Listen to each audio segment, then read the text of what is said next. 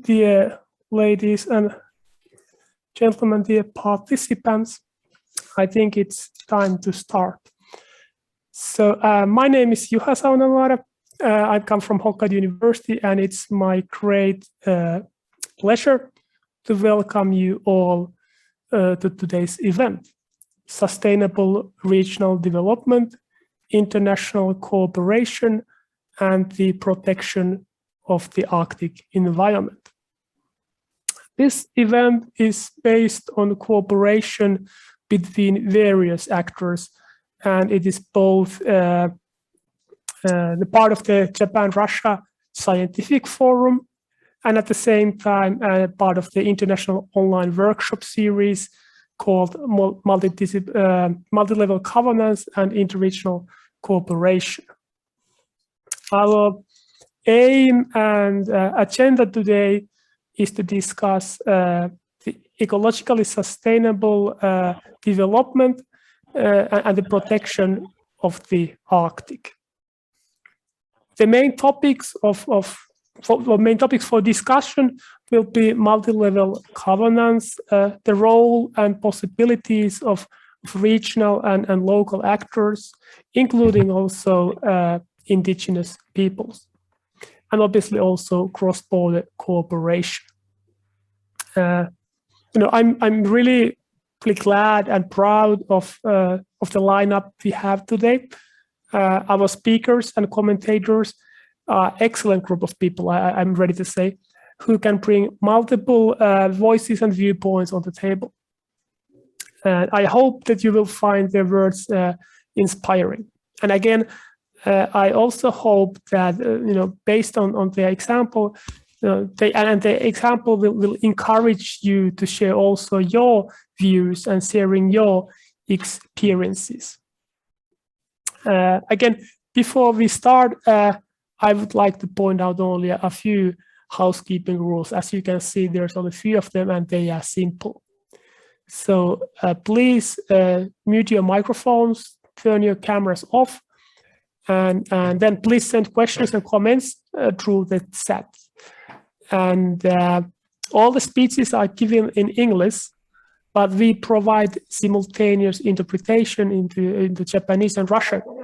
So please select the audio channel that you prefer. Now I can hear that somebody has a microphone on, so please switch off or mute your microphones.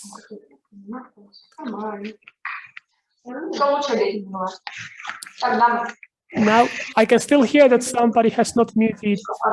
Коллеги, пожалуйста, выключите микрофон. Marina, can you mute?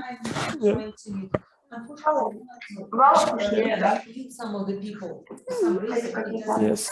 So again, I would like to ask everybody to mute the microphone. Yes.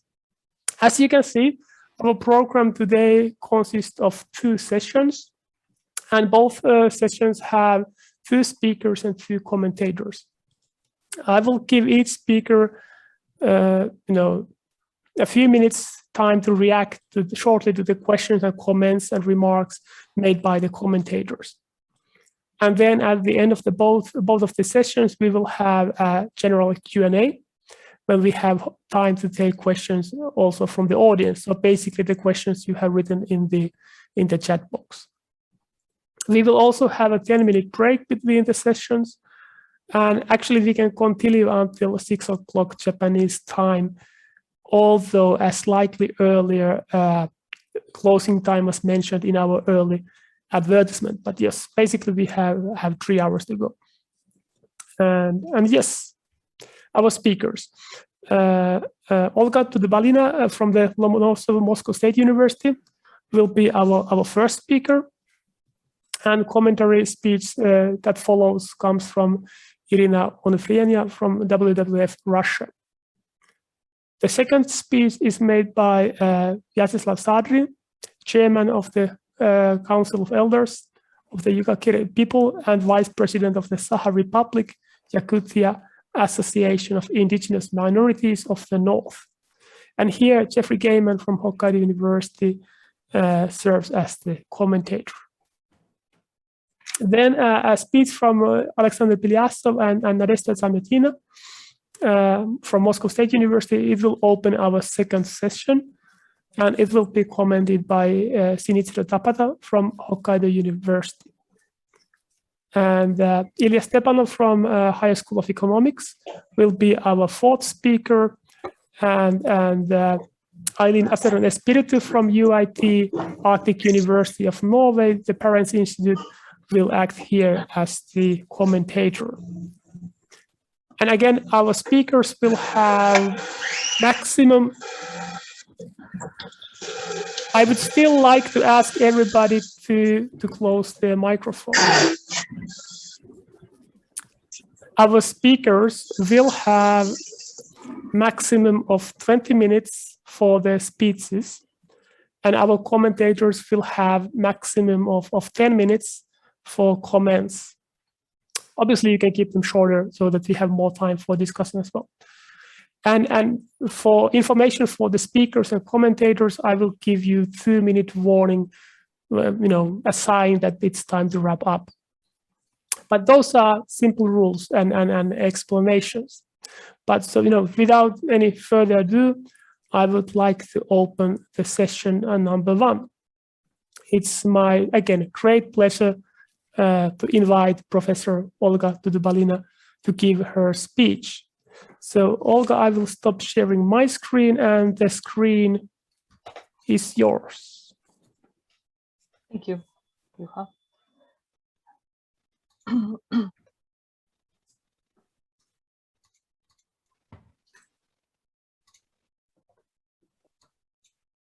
Just a moment.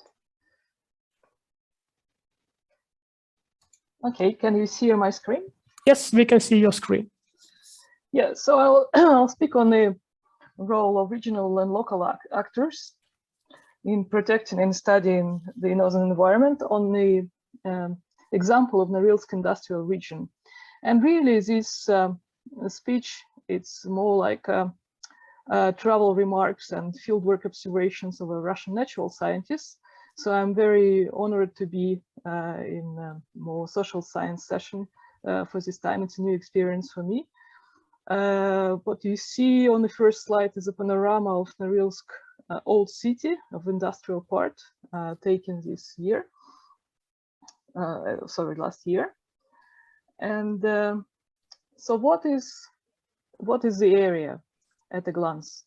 The city of Norilsk is situated at 69 degrees north, 88 degrees east, in the middle of north central Russia. It was founded in 1935, roughly, as a factory, as a labor camp, which was producing nickel from 1942. The current population of the Norilsk agglomeration, which consists of several cities and towns, is about over 182,000. So it's one of the biggest populated areas beyond the Arctic Circle, with the exception of Murmansk, which is bigger. And the exceptional role of the Norilsk factories is that they produce 35% of the world palladium, 25% of platinum, 20% of nickel and rhodium, and 10% of cobalt. So it's a really significant global producer, but it is also a really significant global polluter. Norilsk factories taken together are the largest single industrial source of SO2 in the world.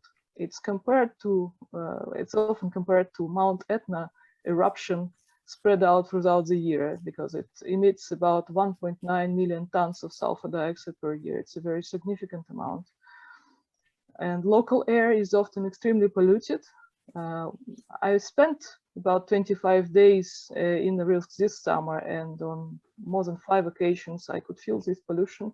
So it's every few days, particularly in the summer, when you feel sulfur dioxide in the air and you cough, and you really notice it.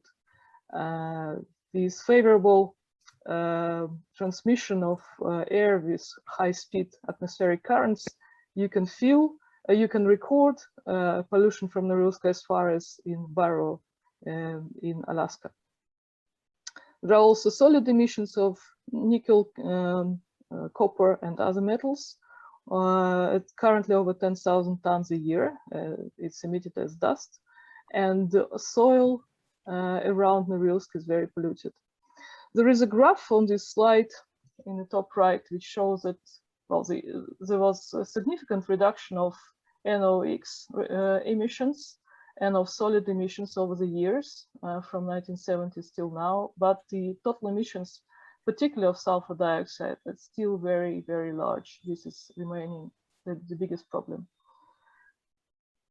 And this large emission led to environmental degradation around Norilsk. It has been called the largest experiment of the people, of humankind, over a boreal zone, because consistent emissions of sulfur dioxide created a huge area of dead forest in this area, over 100 kilometers long. And well, you can see some photographs here, and I will show you some more in a moment. Particularly, the area which has been degraded is southeast of Norilsk in the Rybnaya River Valley. Rybnaya means fish river, so it's a river which used to have a lot of fish, but now its banks are completely degraded. And I've been making quick measurements in Google Earth just to feel the scale of the degradation here. So over 100 square kilometers are covered by slug heaps, tailing ponds of the factory, and areas of direct mechanic impact of the factory. Over 700 square kilometers of water bodies are polluted, including a big Yasina Lake north of Norilsk, and over 3,000 square kilometers of dead forests and heavy damaged forests around Norilsk, particularly from the southeast. This is a picture of remains of forest in Yergalach River Valley, maybe about 30 kilometers south of Norilsk, taken this summer. You can see that not only the forests are degraded, but also the mineral layer of the soil is degraded. And this is a picture which is very widespread in the area. This is another field photograph from an area very close to the city, which is an area of a spill of some iron-rich waste. So you can see that it's filling the pipes, the old pipeline which has been destroyed. And the area around the pipes is covered by metal crust. So it's actually very hard. And there are lots of degraded areas like this around the city. And that's another area. It's an area of a tailing pond, which is now completely filled with deposits. So you can see smokes of the copper factory in the background.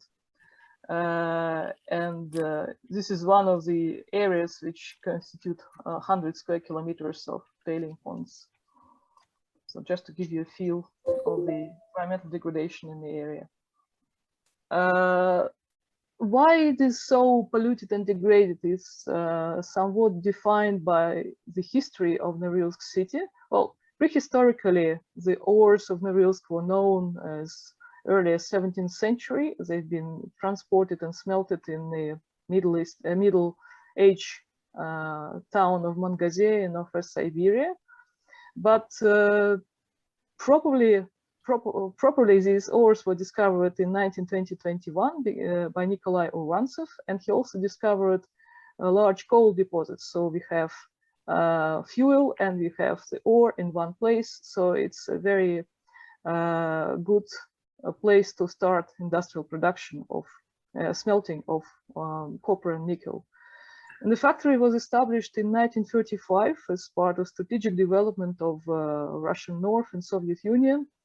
And it was actually, it was a group of prison camps. So all the labor, well, most of the labor was conducted by prisoners sent there, or political prisoners sent there from mainland Russia. And as you can imagine, environmental protection wasn't big on the agenda at the time. The biggest goal was to construct the factory in very harsh conditions. in very harsh climatic conditions, because it started from zero, from no buildings, from on the permafrost in very low temperatures. Therefore, Александр Слуцкий, выключите, пожалуйста, микрофон. Александр Слуцкий, выключите микрофон. Я не могу говорить вместе с вами. Может быть, какую-то альтернативную площадку? Александр Слуцкий, выключите микрофон. I'm sorry. Dear participants, could you please mute yourself? So, just to continue, the main priority was to start smelting of nickel, and it started during the war in 1942. And only in 1956, Norilsk became a so-called free city. So prisoners were liberated and new free workers came. And it developed into one of the largest cities beyond the Arctic Circle. And 1980s, so probably the heyday of this place, with the largest population and good living conditions. And there have been an attempt to utilize sulfur dioxide to create cleaner air in a new factory, which was called Nadezhda, which means hope.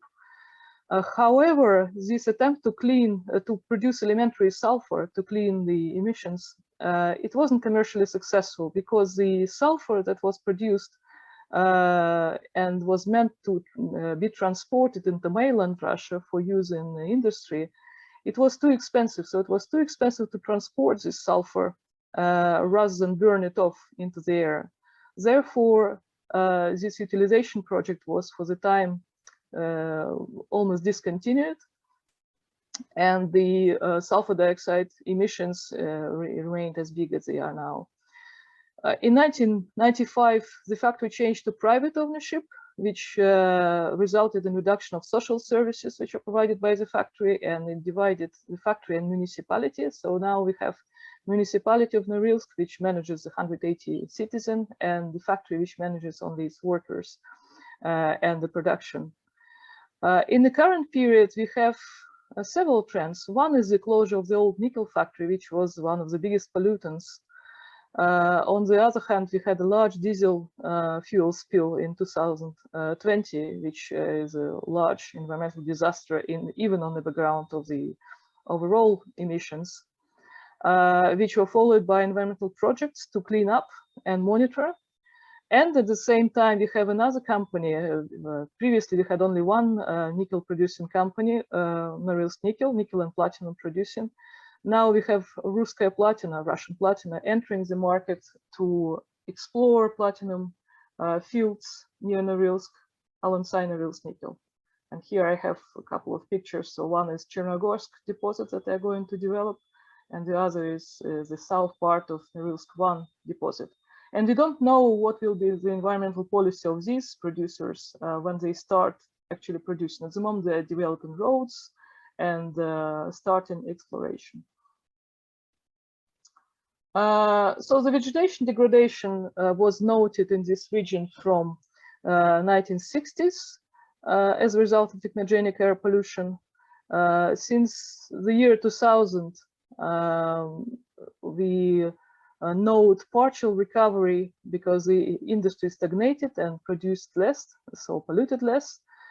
And from 2010 and until now, we also see that the climate change in the region, bringing larger temperatures in the summer, enhances vegetation growth. So despite the continuing large pollution, we have resilient species such as grasses, sedges, and willows regenerating in the area, although the so-called benchmark species such as large trees are not regenerating yet because they're too sensitive to pollution.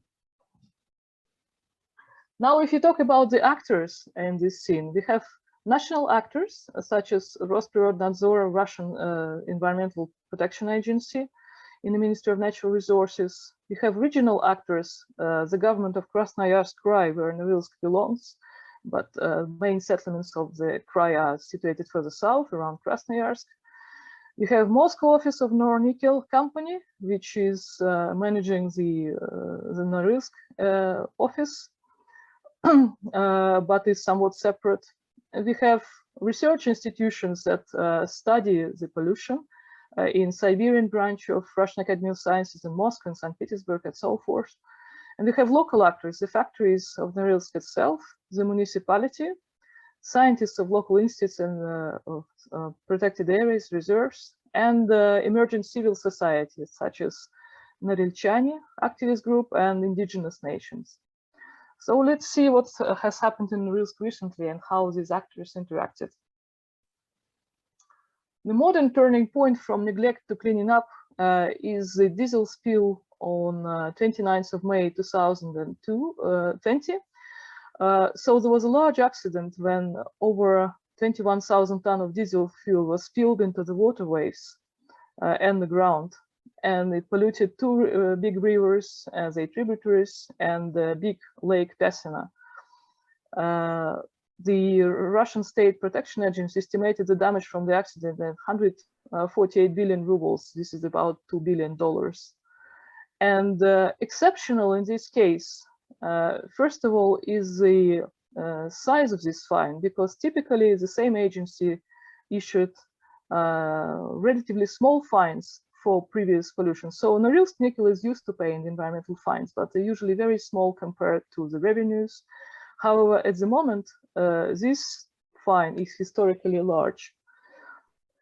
And eventually it was paid this year, and Norilsk was also is investing in several scientific expeditions to monitor and assess the consequences of the spill and the cleaning up efforts.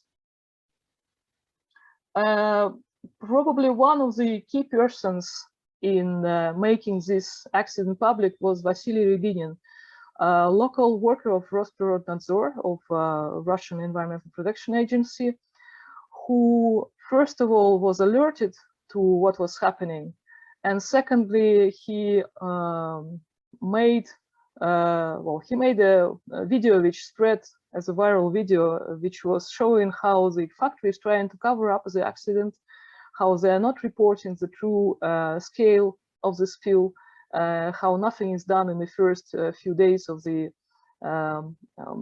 accident when a lot of diesel fuel entered Pesina Lake. Actual cleanup efforts started about 3 or 4 days later. And this guy, he had to quit his job after he made everything public, and he is now an environmental activist in Norilsk. And because he is a local person, he was born in Norilsk, and he has worked in many units of Norilsk Nickel, and he knows many environmental hotspots of the area. He has been very useful in making this public. And here is a quote from his interview after he has made his public statement and after this big accident became known. I'll read it out because it's important. He says, I like that a lot has changed. Norilsk is a separate state of one person, meaning the manager of Norilsk Nickel. Here, almost all people work at the plant, from the bosses to the bottom, and everyone breathes this air. Everyone sees it discharges into the rivers, and everyone is used to being silent about it, admits Vasily. Now the situation has changed. People see that in principle, even if you cannot speak directly about problems, there are people like me who you can trust and tell something. A lot of people now send information.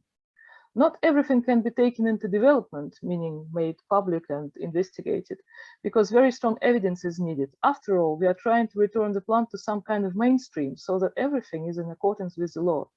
But nevertheless, there are changes in people, that's for sure. People come to us, even those who work at the plant, share documents. Pickets with tents are impossible in our country. Firstly, everyone works at this plant. Secondly, you can't get up a tent at -50 degrees Celsius. Therefore, we use other methods, more legal, writing statements, tracing documents, legal support of documents to the end, so that if one authority doesn't respond, another third force will answer. And all of this can be solved in the legal field. But before, even this was not done here. So essentially, before these public developments, it was a company town, town managed by the factory, where everyone working in the factory was literally slave of the factory and afraid to speak up. So currently, key funding, environmental funding, comes from Norilsk Nickel company, funding for environmental protection for monitoring exercises. They're interested in good publicity, to be in a list of green mining company, to sell their produce in the international market. Workers and citizens of the town are interested in good living conditions, minimization of gas incidents in the city. They call the emissions gas when it's difficult to breathe with sulfur dioxide. They're interested in of long-term damage to their health, removal of spoil heaps, improvement of vegetation around the city, and also in removal of water pollution, which impacts water quality and fisheries. And then scientists, protected area workers, environmental activists, and indigenous peoples are interested in a wider monitoring and control of pollution, restoration of the environment in the wider region, revegetation, protection of wild reindeer and other species in Taimyr Peninsula from poaching, etc. This is a screenshot of the Norilsk Facebook group. This is a civil society group which has a slogan, "The punishments for civil passivity is the power of villains," by Plato. And they take up all kinds of political issues, local politics, and also environmental issues. And the Norilsk Nickel is starting to be more active. They have sulfur project, which is planned to reduce sulfur dioxide emission by 90%. And this year they are more actively developing it. And by 2025, it should hopefully run fully into operation. They also they are paying compensation to indigenous nations for the diesel fuel consequences to the fisheries. And 2 minutes. Thank you. So the current trends are that environmental protection projects are popular with Norilsk Nickel due to the large fine that they have to pay after the 2020 diesel spill. They're pressurized by federal actors and by the international need to be a green producer. They run several expeditions, scientific expeditions this year and last year. However, they are not connected. They run in parallel. I've been a member of one of these expeditions this year, and it was strange that we couldn't communicate with other expeditions. It was almost prohibited, and it's not clear why the situation is like this. Nevertheless, the access to funding for regional local scientists is much easier now. However, public relation exercises sometimes prevail over real action, and corruption also happens with how the money are spent. I'll give you one example. While in the field this year, we used helicopters, and we were told that they cost a certain amount of money per hour. However, the local airfield sells their services for the sum which is, they sell their services 4 times cheaper than that figure. So about 3/4 of the money go, I don't know where. So that's just one example of the corruption in spending the environmental protection money. To conclude, environmental protection and restoration at Norilsk are acutely needed. More government control and large fines are required to keep the momentum going. The situation is now slightly more influenced by federal and regional actors, but the fate of Norilsk environment is still in the hands of Norilsk Nickel. Scientists have greater access to funding, but sometimes in return for non-disclosure agreements that they have to sign working with Norilsk Nickel. Environmental projects are not systematic and often not transparent to the public. Civil society, however, has greater influence than before. New industrial players come into the scene, such as Rovskaya Platina. Their environmental policy is not known yet. And overall, the future of Norilsk environment is uncertain with such a complex interplay of actors and influences. I have some references on studies of Norilsk environment, so the copy of this presentation will be available afterwards for anyone who wants to read up on the subject. And thank you. Thank you, Olga. Thank you so much. And the next, I would like to invite Irina to share her thoughts, experiences, and expertise. And once again, I'm really glad and that our program includes speakers with versatile backgrounds. So Irina, please, the screen is yours.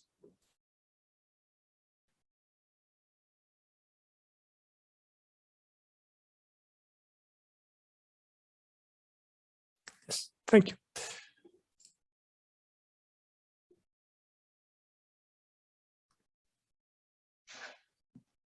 Hi, everybody. I just want to say that everything that Olga said is absolutely true, and the scientists make a basement for the nature NGO who do nature conservation, so we always based on this data. And additionally I don't have much to ask, but I just want to add that in the beginning when spill happens, it was not very clear situation about information, and it's about involvement of people. But later, it's government worked quite well with NGO, with the WWF and with Greenpeace. And for the moment, there is a program together with protected areas, federal nature reserve, strict nature reserve, to monitor the situation after the spill. So these things that happens is very bad, but for the moment, I say we learn how to communicate and how to involve more actors when it happens. I want to add to the Olga's presentation that additionally to this spill in Norilsk, Taimyr is a huge area that definitely influenced by the development in industrial development. But additionally, they have a wilderness, and there's many different organizations try to save. And one of the most important is the Taimyr wild reindeer that do migration around most area of Taimyr, including the area near Norilsk. So when it happened, we were very worried that it can influence to the area of nature reserve.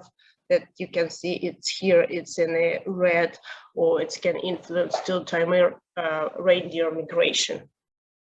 So we do a lot of work to monitor this and to do anti-poaching work with protected areas with regional government. And to do this work, we need a cooperation with all layers in the region, in the federal government, because at Taimyr reindeer population, it was the biggest population in the Arctic. It was about 800,000 animals, and now it's last data, the scientists think it's less than 300 animals. So, and to save this, we should do we work with the federal government to change a law of hunting and save wild animals. We work with the regional government to do anti-poaching work, to work with the regional protected areas. We involve local communities who do traditionally hunt to the reindeer, and they're influenced by climate change and by high level of the poaching that's going on in the region. And of course, we work with industrial development because it's additional to the climate change and poaching. It's a big influence to the deer. I will not go to detail because I have just 10 minutes, but I want to give you some example how else we can involve different levels and which work we can involve different level of government and communities for the nature conservation. So this is area of Taimyr you can see, and the Arctic much bigger. So, and I give you another example. Well, additionally to reindeer, and what Olga say, what we can do to involve people to do the nature. The Arctic in Russia is really huge. So we work in all this area, and the Arctic is very different. It's like every region is a like different country with the regional laws with some specific. To start work, we always doing very try to do an analysis of the climate change, of industrial development, of biodiversity, to put all this together, to start dialogue with all possible players on this field. So make life easier and make decision easier and later. So based on this analysis, for WWF identify most priority areas where we work in the Arctic. You can see that's lots of areas, and this, of course, they need lots of involvement of government, especially regional and federal. And the last, I say, 5 years, we work more and more with the local communities, with indigenous people, who is more and more influenced to the decision how to save our nature and take into account the traditional knowledge. So we just talk about timer, and I want to give you a couple example about the other region that located in the very east of the Russia is Chukotka. Here we work with polar bear conservation, for example, that it's in the red list. And the polar bear, because it's a climate change, they lost their habitats and they coming more and more to the people. And there is more and more conflict between local communities and polar bear, and it's quite complicated things because they are not allowed to hunt to them because they are in a red list, so they need a special permission to do this. And usually when the bear come to the village and they need to do something urgently, and permission to do something with a polar bear, it can take some weeks. So we do polar bear patrol with the local people who live in a village. We teach them how to communicate with the polar bear, how to try throw away them from the village, how to prevent that they come to the village, and this worked very well. So we start from one village in Chukotka, and for the moment we have about 7 polar bear patrol around the Arctic. The local government are like this very much, and we communicate with them in a different region in Chukotka, in Nenetsky Autonomny Okrug, in Taimyr, in Yakutia, in Ямало-Nenets Autonomny Okrug. We use a lot of scientist data about how they migrate, what they're eating, why they're coming villages more and more, which time and period of the season, how they're changing. So it's a big scientific work going on around.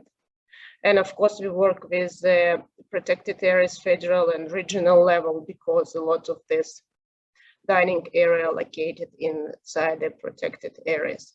So this very good collaboration between all possible participants who's located in the region, and it's people who work in the polar patrol. They're not paid, so they volunteers, and they do this just because they try help to the families and friends who live in the villages. Very good example how it's possible collaborate around the species. This is, you can see the picture of people who's doing this job in Chukotka. And last year it was about about 33 polar bear in the one village who came immediately in a one time. Another area that I want to say about the good collaboration between different sectors is, again, Chukotka is a community with who do marine mammal hunting. So it's whales, and we work together with the local government, with the national park that located here, with community who has a big pressure from the climate change and from the different side. From the whales and from the different changing seasons and the sea ice covering. So their life getting more and more difficult in this situation in one hand, and another, the whales in the red list again, so it's not so easy to hunt, and there's a lot of conflict and problem that we try solve, and we do a good, I say, result. So now we have a good 1 minute. good collaboration between the regional government, between heads of local communities and national park. So they have a public council, so discussing all this problem. And from the federal government, national park director are involved to this discussion. This is some picture from this area. So it is very nice people, very difficult life style, but they still keep optimism and thinking about nature conservation. That's it. Thank you. Thank you so much. That last picture is clearly my favorite. So thank you, Irina. I think I can give like 1 minute or maximum 2 minutes for Olga if you want to react or comment something that Irina just said. I really liked Irina's talk. It shows positive examples of cooperation in environmental protection. And this is very important because industrial exploration of the Arctic, population of the Arctic is only going to grow. So we should learn how to cohabit with natural environment better. And particularly in the Norilsk, there are lots of deposits that will be developed over the next 100 years, I think. So it's important to protect local populations of reindeer, of other wild animals, and the local environment. So thank you, Irina, for a very positive talk. Yes, thank you for your both. Again, I would like to remind our participants that there's a Q&A at the end of the session, so you can send questions through the chat. And next, it's my great honor to invite Mr. Vyacheslav Sadrin to give his speech. So Vyacheslav, the screen is yours.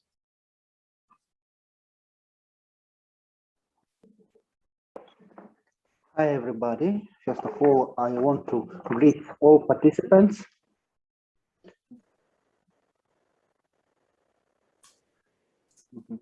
And let me introduce with my presentation. Indigenous people possess vast experiences of survival. Would you like to share your screen? The labor and everyday life in the extreme climate of the far north. Вячеслав, извините, а можно They презентацию? maintain their spiritual connection to nature, Вячеслав, which enables them to support human life while preserving the natural habitat. Vyacheslav, sorry to disturb you, but would you like to share your screen? Вячеслав, вы нас слышите? Ага. Сейчас посмотрим, что случилось.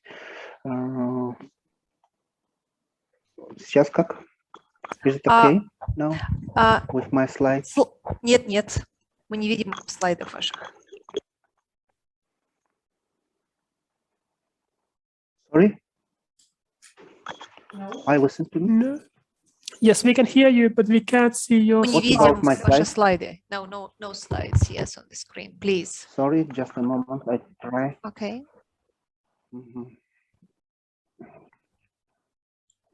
Yes, okay. Try. Yes, they are coming. Now, Yes, they are here. Yes. okay. We, Yes, okay, and yep. Year after year, environmental issues have been escalating and becoming global trends. The current human knowledge about the environmental lags are behind its potential of intentional interference with nature's ecosystem regulations. Humans, mostly due to a lack of environmental awareness, have been undermining many of the natural pillars of their own existence. This impact, dating quite far back already, has become even more severe in our day and age due to the global population growth, urbanization, and industrialization of our societies. Today, natural resource management has become a priority as human impact of the environment, flora and fauna has reached a threatening scale.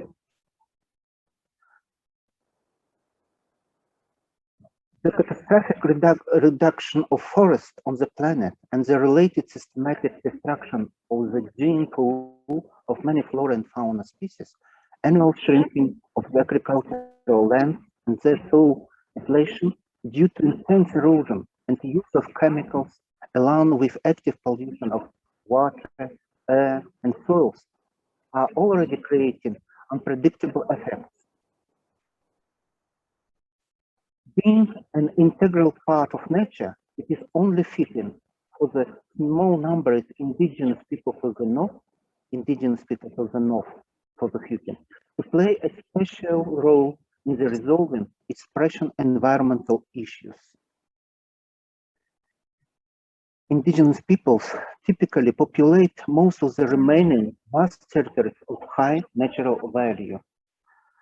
This speaks to the effectiveness of the traditional resource management system. The traditional resource use practice developed by them proved optimal for the territory, as did the indigenous culture, enabling the integration into their habitat.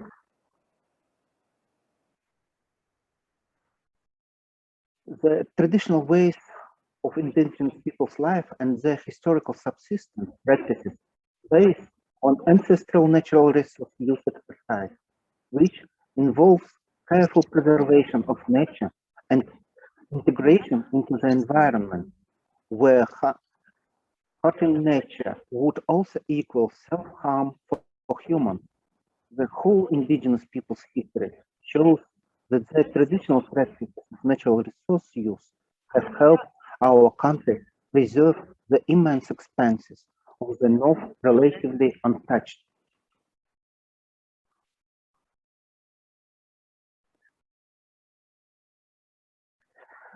In the Russian Federation, the legislation on the rights of indigenous people of the North owes developed largely to environmental issues.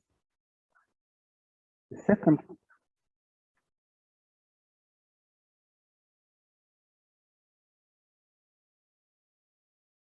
second half of the 1980s saw the growth of USSR environmental movement, under whose auspices indigenous people started uniting to protect their lands as the basis of their subsistence. In 1989-1990, the movement took institutional shape by forming the Regional and the All-Union Association of the Peoples of the North. From the onset, environmental rights had a special place in the system of indigenous people's rights due to the aggravated environmental crisis, both on a global and national scale. Indigenous people's environmental rights include the rights to favorable environment, the right to complete and veritable information on the condition of natural environment, the right of access to lands, territories, and resources, and the right to traditional use of natural resources, including reindeer herding, fishing, hunting, and gathering.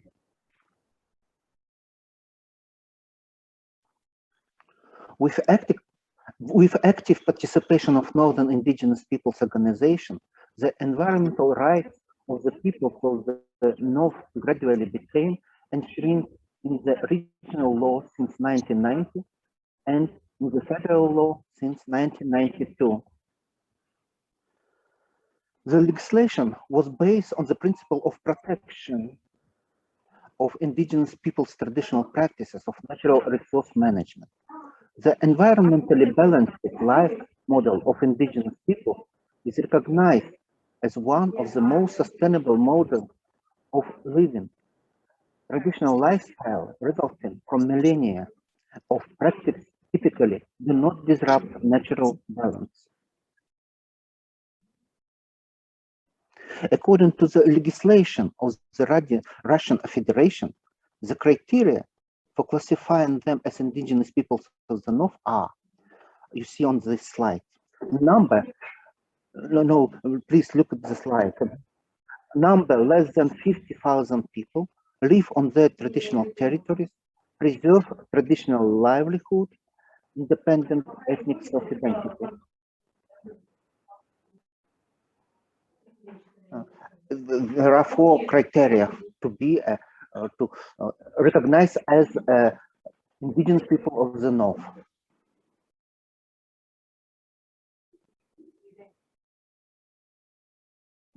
And on this map, you see where our indigenous people live. There are 40 indigenous groups with total population is around 240,000 people. They live on the 34 regions of Russia, and which take 2/3 territory of Russia.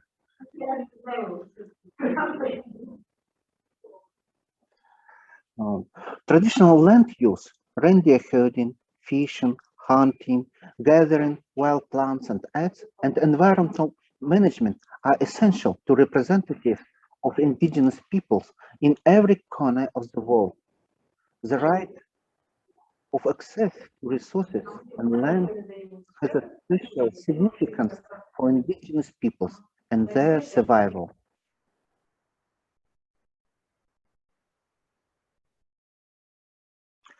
And as a result, the term territory of traditional natural resource use appear in the Russian legislation, enshrined in federal law number 49 in 2001.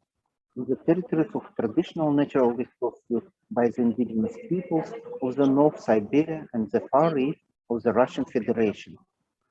Unsurprisingly, this term were initially included in the designed conservation areas. As law of DSCA were created on our indigenous territories. The system of this traditional natural resource use was not developing. After when our territories was separated from these protected areas in 2013, our session stepped up their work to create this territories of traditional natural resource use. As a result, most of the territories of Republic of Sakha-Yakutia is preserved land. Now, 37% of it is a protected areas of nature, and 33% is the territory of traditional nature resource use. However, it must be noted that this status cannot fully protect our territories from industrial use, but they give us some rights to consulting grounds for talks with industrial companies. Yakutia is a home to 5 indigenous peoples of the north: the Evenki, Ivan, Dalgan, Yukagir, and Chukchi, totaling about 40,000 people. 21 districts and 71 municipalities are considered as areas of compact settlement of the indigenous peoples of the north in the Republic of Sakha-Yakutia. Their territories are rich in diamonds, coal, oil, gas, iron ore, as well as precious, non-ferrous, and rare metals.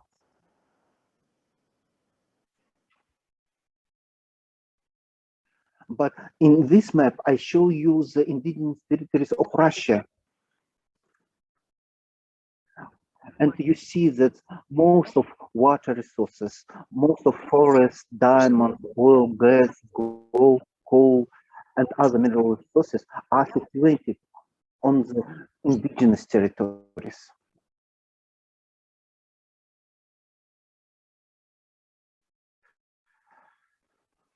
This land sometimes suffers serious environmental damage, with endangered animal species disappearing, unique ecosystem destroyed, and their water, soil, air polluted.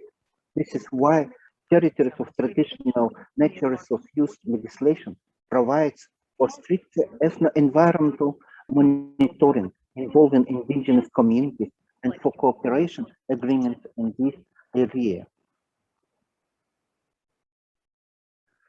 Since mid-2000s, our organization started advocating for the right of compensation for any damage caused by land seizure or environmental offenses.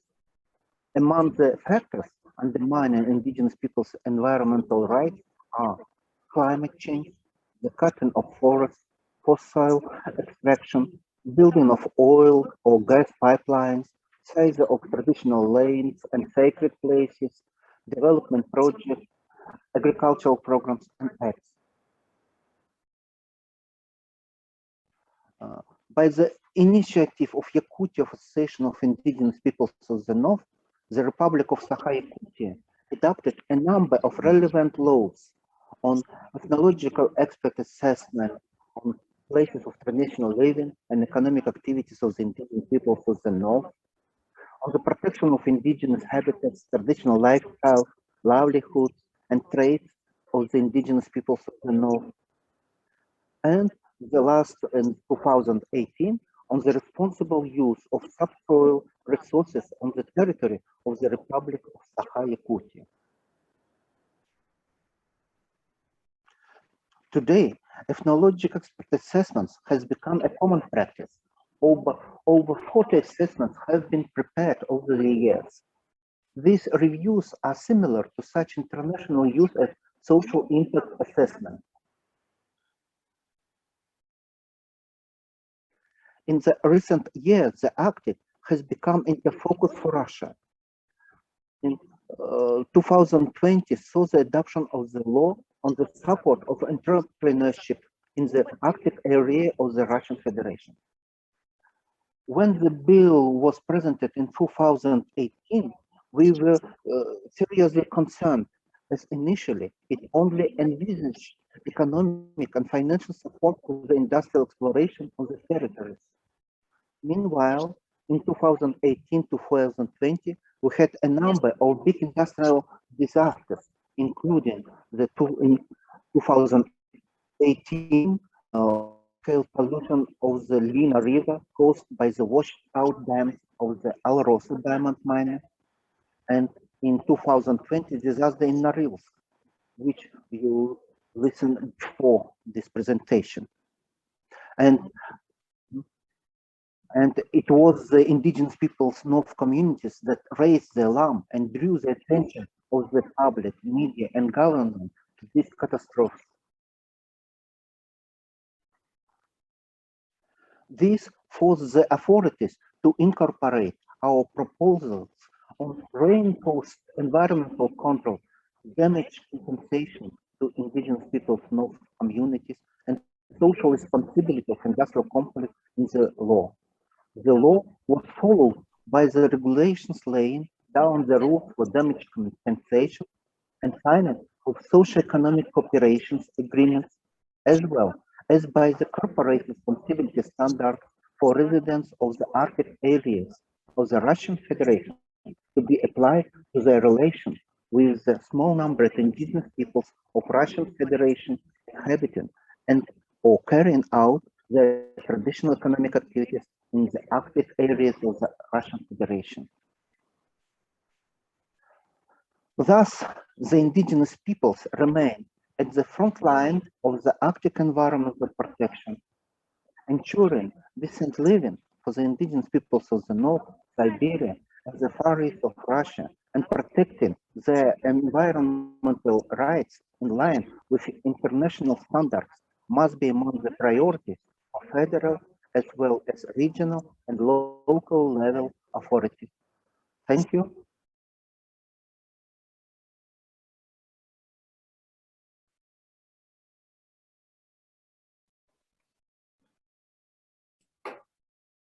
Thank you.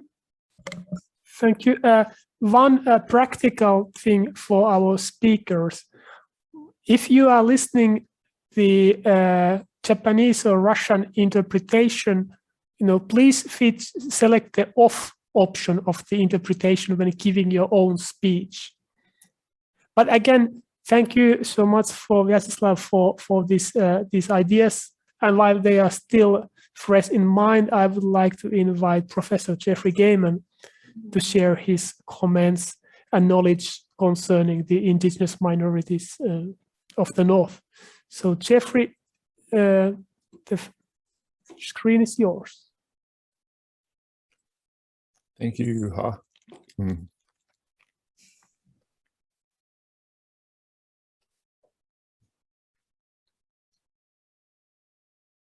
We can see a question from Rogachev. Yeah. So can you see my screen? Yes, we can see your screen. Okay, thank you. So as Juha just explains, my name is Jeff Gaiman, and I am a professor in the Department of Education at Hokkaido University. I am originally an American from Alaska, but have been living here in Japan now for about 30 years. And it's really a pleasure to be here to serve as a commentator to the last presentation. However, at the same time, even though I am a resident of Alaska, where we have many indigenous peoples, and am aware of the importance of the issues of governance, of environmental issues to indigenous peoples, I'm not a specialist on this, but rather my field of focus is education for indigenous peoples. So I'm a bit embarrassed that I will only be able to speak to that limited extent on the issues of the Ainu people in the northern part of Japan today. One more thing that I would like to mention is that these tales of the spillage of diesel in 2020 and the 2018 mining accident remind me of the chagrin we Alaskans experienced with the oil spill of the Exxon Valdez in the Gulf of Alaska in 1989. These environmental catastrophes, the environmental accidents are catastrophes which are not limited in their influence to just indigenous peoples, and to me are a crime against humanity, which must be stopped. So at the same time, many of the issues which are happening to the small indigenous peoples of the North, which were just mentioned, are playing out in a similar manner in Japan with the Ainu indigenous people. To give you a brief idea of who the Ainu are, they are an indigenous people of northern Japan and eastern Russia, with a current population estimated at approximately 25,000. Who have traditionally resided in the mainland of Honshu, the island of Hokkaido, as well as the southern half of the island of Sakhalin, and throughout the Kuril archipelago, in other words, the present-day Sakhalin Oblast, and on the southern tip of the Kamchatka Peninsula, in what is now the Russian Federation. Although Ainu are known to reside until the current day in Sakhalin and Kamchatka, my comments today do not address these populations, as I don't have any familiarity with their situation. The Ainu and their ancestors, like the small indigenous peoples of the North, have resided in these regions for millennia, existing within natural forest, wild grasslands, and marine environments in an ecologically sustainable manner, which throughout the generations did not disrupt the natural environmental balance.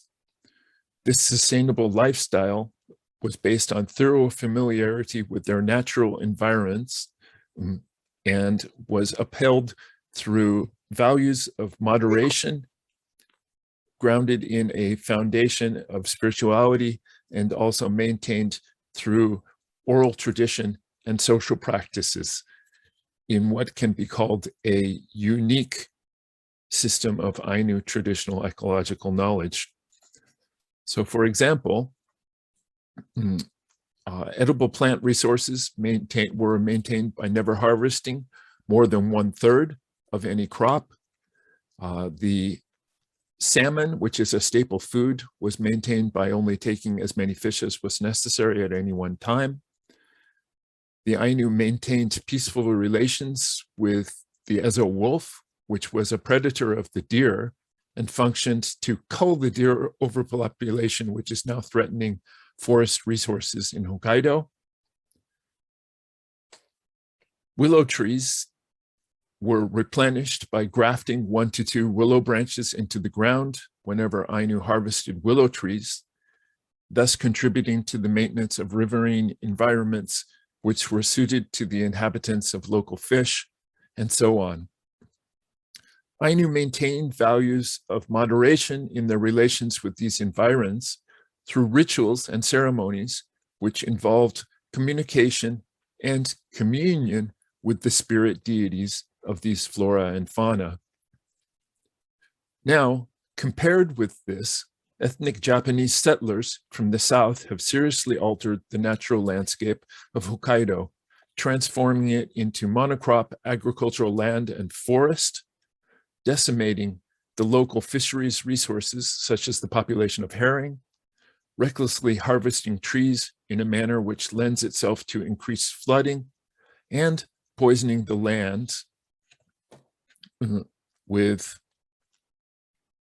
fertilizers and pest killers. Meanwhile, the Ainu, this land's original inhabitants, were first forced into slave labor in the salmon fishing camps and the heron fishing camps, and then estranged from their lands and prohibited from their traditional harvesting practices through legislation by the Japanese state and Hokkaido prefectural governments. As a result, today very few Ainu remain who practice hunting or fishing in the traditional manner. Although some of these are making efforts to do so, to inherit the ways and values of their ancestors by learning from the elders, taking hunting license, advocating for hunting and fishing rights, and most recently, engaging in litigation against the Japanese state and Hokkaido prefectural government to reinstate their salmon harvesting rights in what may develop into a class action suit leading to resource management rights. The Nibutani Dam case, which arose from litigation by 2 Ainu elders, eventually resulted in a verdict in 1997, which recognized Ainu as an indigenous people, mandated social impact assessments on branches of the dammed Saru River, and thus paved the way for further Ainu activism. For example, threats of pollution through construction of an industrial waste disposal site on the Monpetsu River in eastern Hokkaido have mobilized local Ainu to secure the signing of a pollution control agreement. Ainu continue to work with the support of coalitions of researchers, environmentalists, and citizens groups, and with moral support from foreign indigenous groups in the United States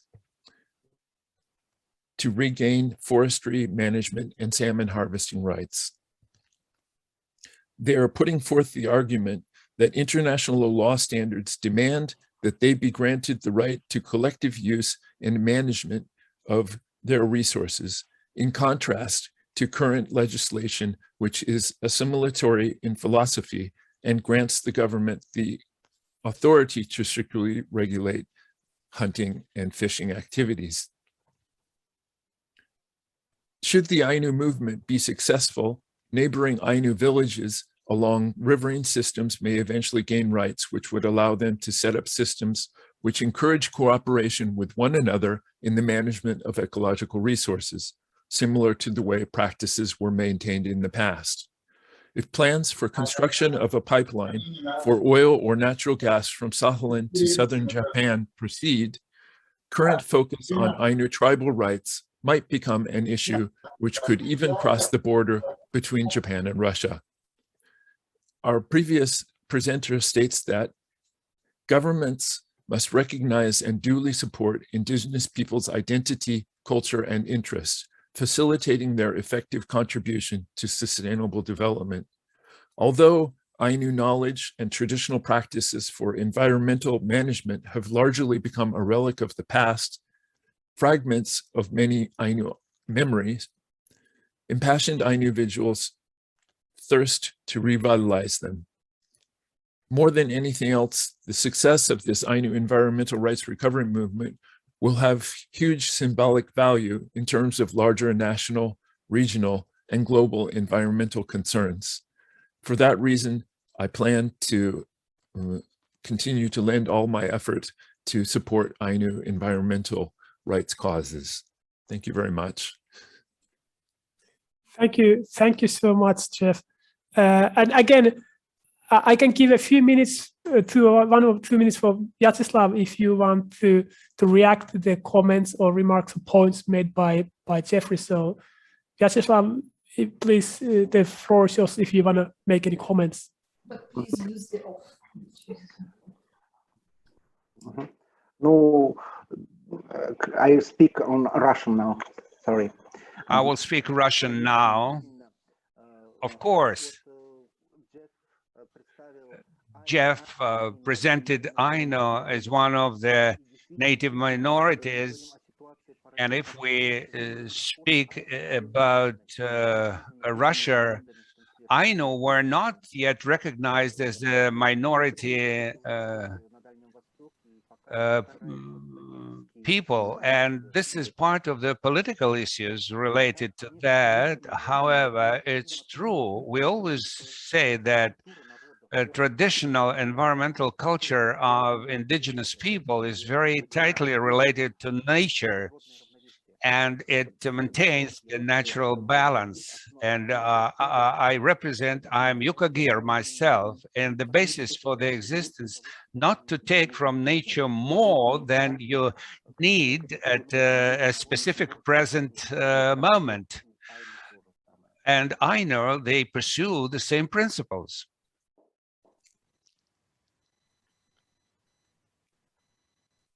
Thank you so much. Now I think we have time for general Q&A, and if I look from the chat, I can see that there is a question from Ivan Rogachev. Do Greenpeace, WWF, and other participate or have participated in maintaining and preserving the environment in the Norilsk region? I can see that Irina has already replied here, but Irina, if there's something you would like to add or say a few words to reply this question, please feel free to do so. Yeah, I just want to say, of course, we work in Taimyr a lot, and especially with reindeer population, because it's the biggest in the Arctic and in the world. And we work with Norilsk Nickel, try to improve ecological standards, and they're quite open for the moment, so they do monitoring of these spills. And we work a lot with the local communities because they're part of this of the region, and yeah, it depends. And we work with the regional government and with protected areas, and we do a lot of anti-poaching work. Yeah. Thank you. I'm looking for the chat. So please, if you have questions, please type them in the chat. But in the meantime, I think I will like to use this opportunity to make one question of my own. It basically goes to all the speakers. So again, I think we are now talking about a topical issue. This morning, I checked a publication called Barents Observer, and I saw a title, "A year after Arctic fuel spill, Norilsk Nickel continues to ignore indigenous critiques." So in this newspaper article, it was said that the company has also signed agreements with multiple indigenous organizations and hired community members to serve as indigenous spokespeople within the company. And then the company is saying that these indigenous spokespeople, that they represent all indigenous peoples of Taimyr. And then in this newspaper article, the authors were highly critical, saying that these people are on Norilsk Nickel's payroll, and they entirely they're dependent on the company itself. So the question would be, if you think the local and indigenous communities, they appear sometimes in the public discussion as homogeneous entities with one voice and shared hopes and fears. But this is not obviously always, or maybe never, the truth. So the process of opposing something and working together to achieve something, it obviously may unite you. However, the interaction with external actors may also divide you, the local and indigenous communities. So I would like to ask our speakers to share your experiences on these kind of developments. How one's decision to cooperate with often, strong actors coming outside the Arctic community, be it indigenous or non-indigenous, in environmental projects would have caused, internal turbulence within these communities. So if you have any knowledge or experience or words you would like to say about these kind of phenomena, I would highly appreciate it.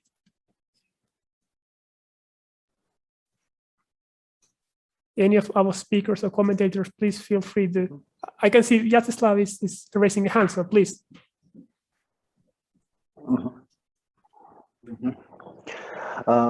Конечно, сообщество коренных. Of course, the community of indigenous peoples of the North is not homogeneous. There are organizations, we call them official organizations. Sometimes they are converted and merging with the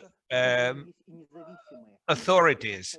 However, there are also independent structures, and Taimyr is a sample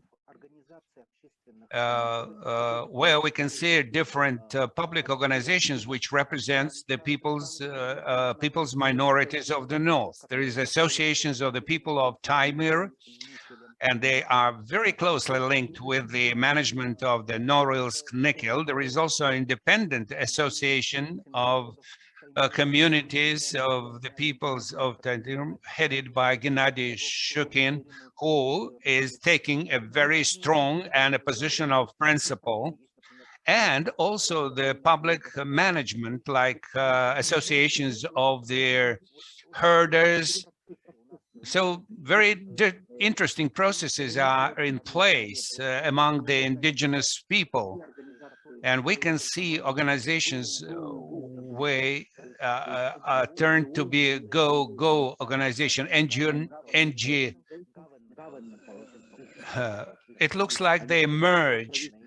They are pro-government organizations, and there are also independent organizations, but perhaps it is a natural process. But during the last 10 years, we observe such processes, but these independent structures do exist, and the public development, public awareness is also rising. And during the last 10 years, we are also coming to practical steps, which also is dealing with the financial aspects, because you have to talk about the compensation of different types of damage, and there is a lot of interest, and public organizations will find it difficult to be unbiased and impartial, and there are certain proposals in this respect in organizations of the indigenous people. In order to be independent, they shouldn't be under the dependence of the financial support of the industrial companies, and they should be independent. And secondly, these public organizations of indigenous people, they don't have to represent some political parties, for there is a threat of being biased, and our job is to represent the interests of our indigenous people concerning language, traditional values, lifestyle, rights to own land, and it's very difficult to enumerate all these things, to embrace all spheres of our life. And the third element in this story, we can also say that the more international legislation is developing,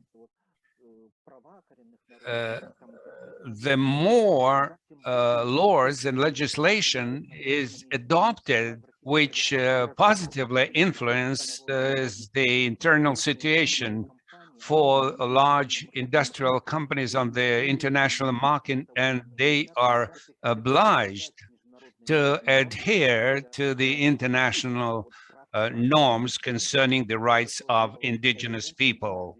And this is a positive tendency which is related to international legislation. Thank you. Thank you so much. I'm wondering whether anybody else, I can see Jeff coming on, you know, if you may want to continue. I would just like to say that Vacheslav's comments right now about the situation in northern Russia also resonate very closely with my own experience with working with the Ainu indigenous people here in Japan. In other words, diversity is the hallmark, the characteristic of indigenous peoples anywhere, and there will always be a variety of opinions. But with regards to environmental issues and the rights of minority people, minority ethnic groups, indigenous groups, attitudes are slowly becoming,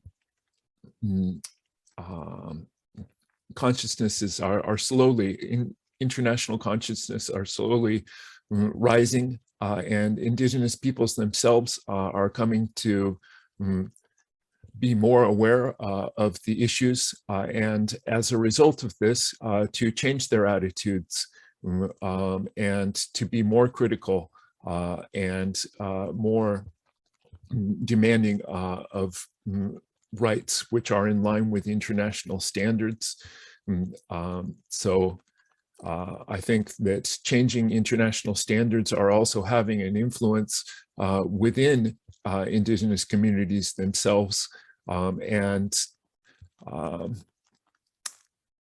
when things are wrong anywhere in the world, someone is likely to point it out.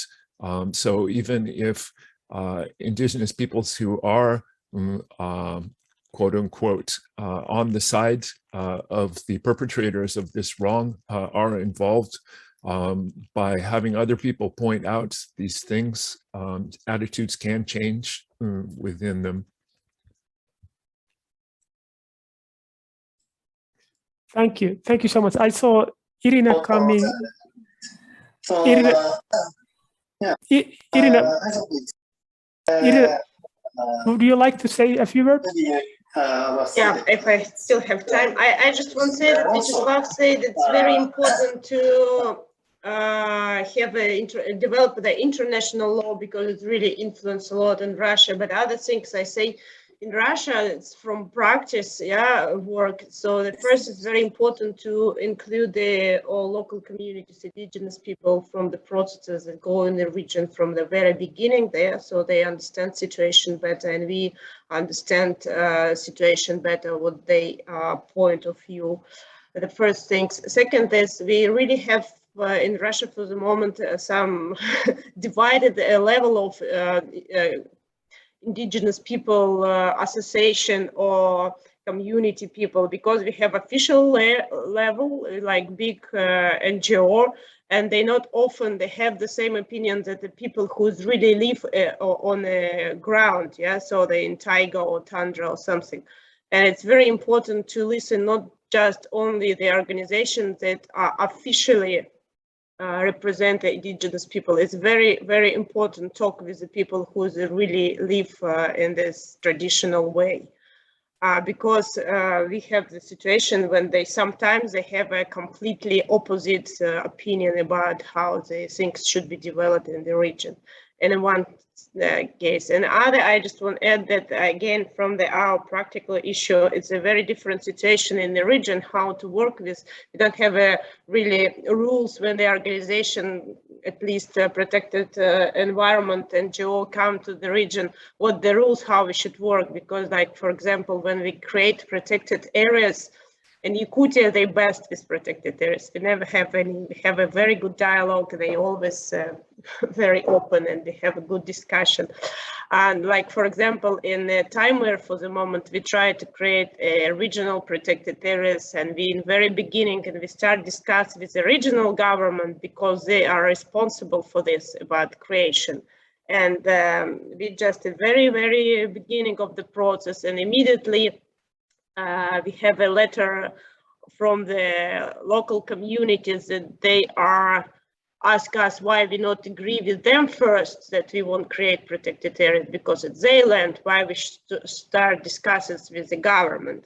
And the absolutely opposite situation in Chukotka, for example, where we create protected areas and we start discussion with the local communities first, and immediately we have a letter from the government why we start discussions with local communities without letting it know to the regional governments. So the situation is not clear, and it's like in Russia, we just, I say in a way, when we try organize the process that all parts of the process are happy. So it's a long way. I say we just only in the beginning of the way. Thank you so much. I think it's in principle, it's time to have a break, but Vyacheslav has maybe 1 more minute and then we should start our break. Да, еще один комментарий я хотел сказать. I wanted to offer one more comment, if I may. It is true we're only at the very beginning of this process. And we have the experience of the past 10 years when the indigenous peoples of Russia has ceased to become an object of someone's policy, especially the kind of paternalistic or top-down policy that we used to have. We are changing that attitude now, so we're at the very beginning of this process, but we need to go through it in order to be able to protect our rights.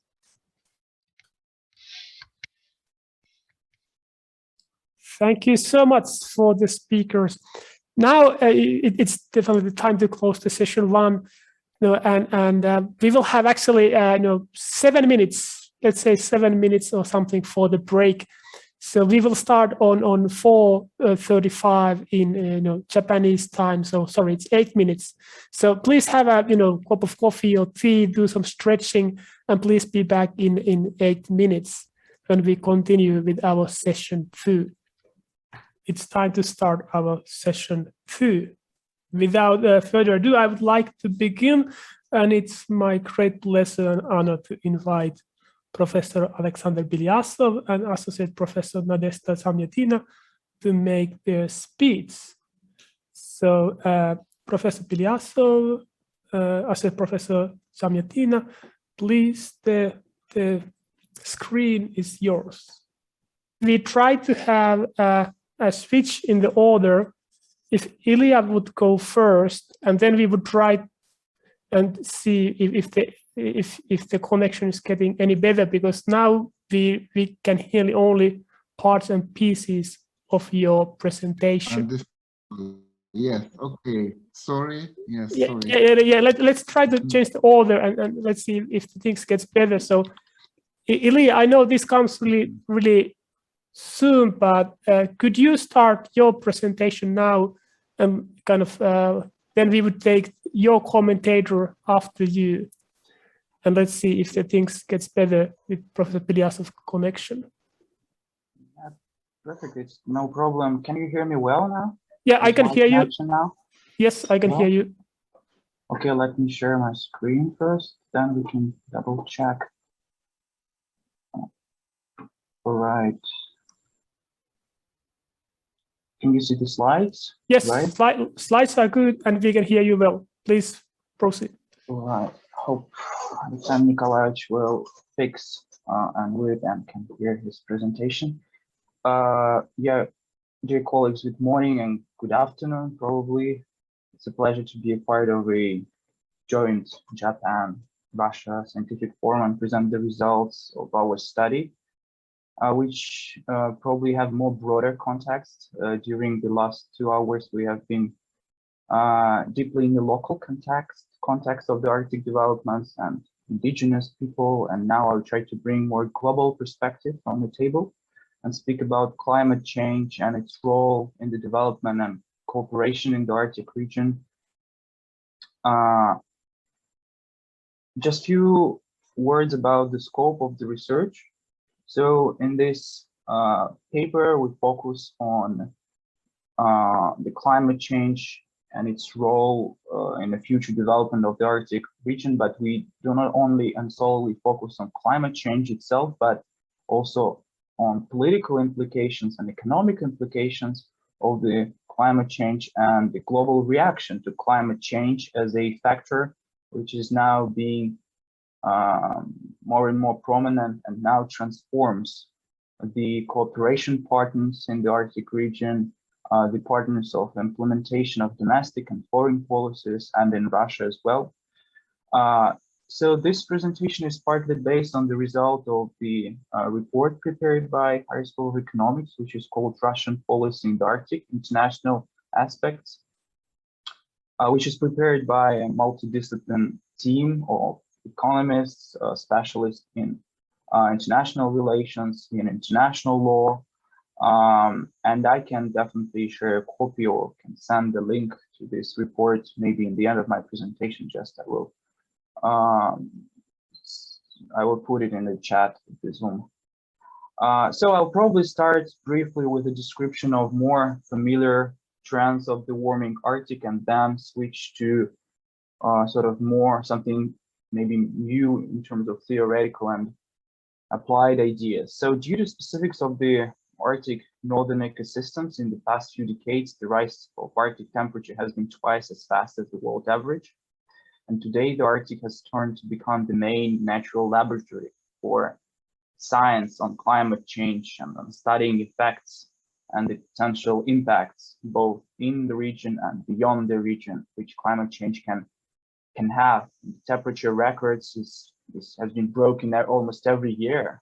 So global warming basically leads to decreasing ice covers, and you can see that the area of September ice has been decreasing at the rate more than 10% per decade, and it has decreased by almost a half compared to what we have 40 years ago.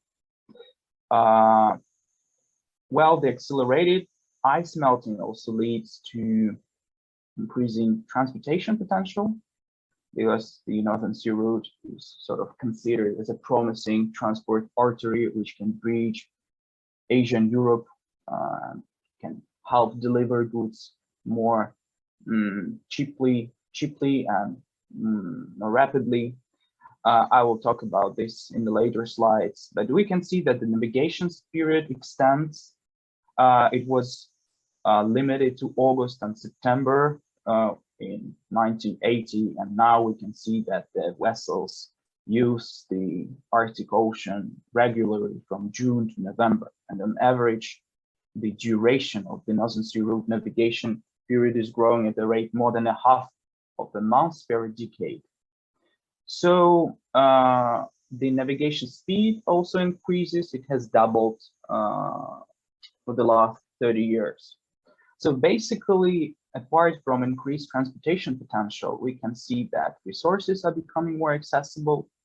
There are about 60 large hydrocarbon fields in the region. Most of them are located in Russian continental shelf, and it is continental shelf which is one of the most promising sort of in terms of resource-based regions of the Arctic. And the studies shows that the areas which are most promising in terms of economic development is the Barents Sea, Beaufort, Kara Sea, the eastern and western coast of Greenland. It not only concerns hydrocarbons, it's also about fishing, other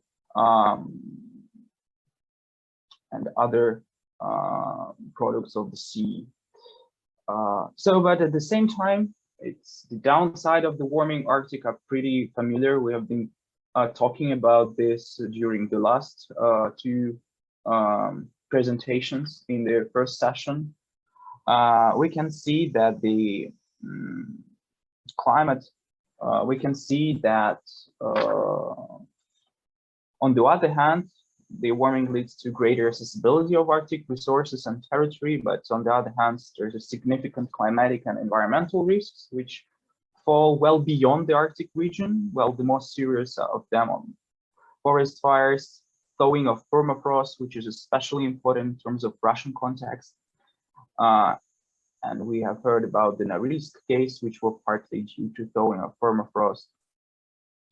Well, outside the Arctic, the number of regions lying below sea level becomes victims of changes which are happening in the north. And at the same time, accelerated temperature rise and permafrost thaw result in the formation of methane funnels and natural emissions of methane. Increasing concentration of methane further boosts the global climate change and somehow create a positive feedback mechanism which accelerates warming across the globe. So in this regard, the Arctic is sort of very important in terms of studying implications and the nature of climate change. So at the same time, with an expansion of economic activity, the growing accessibility of the Arctic region, local environmental risks increase critically. I will not like say a lot on this. It's just like well known and well described in the literature. It's pollution of soil, groundwaters, the risks of liquid hydrocarbon spills, which are pretty frequent in Russian northern systems, and the ecosystems are increasingly being exposed to increased economic activity, which is provoked by the climate change and the economic expansion to the north. Well, but climate-related risks are not only limited to environmental and economic threats, but maybe more importantly for today's seminars is that the climate change also brings purely traditional security risks, which are due to growing accessibility of the region and the Arctic opening to the new actors and to confrontation between superpowers. So I'll just briefly outline several challenges which are brought by the Arctic becoming more accessible. First of all, the opening of the Arctic from ice and its increasing accessibility are used by non-Arctic states to get involved into Arctic agenda, which is a certain challenge for purely Arctic states like Russia, Canada, United States. Like European Union and individual European countries have issued a number of documents in recent years which are promoting their interests in the Arctic. China, Japan, Republic of Korea, India, Singapore are now observers of the Arctic Council. Non-regional countries like China especially plays a more and more active role in the Arctic region, for example, by adopting the white paper in 2018. China clearly indicates the interests of using Arctic spaces and resources and participating in the management in the region. Well, overall, a new system of institutions of international interaction is being formed around the Arctic, which is less and less connected directly to the Arctic Council, which has been a traditional body for management and for international cooperation in the Arctic. For example, the Pole Accord was adopted in 2017, which encompassed both Arctic and non-Arctic states. There are a variety of scientific forums. There is an agreement which also include Asian countries and Arctic countries. So, for example, the fishing agreement of 2018.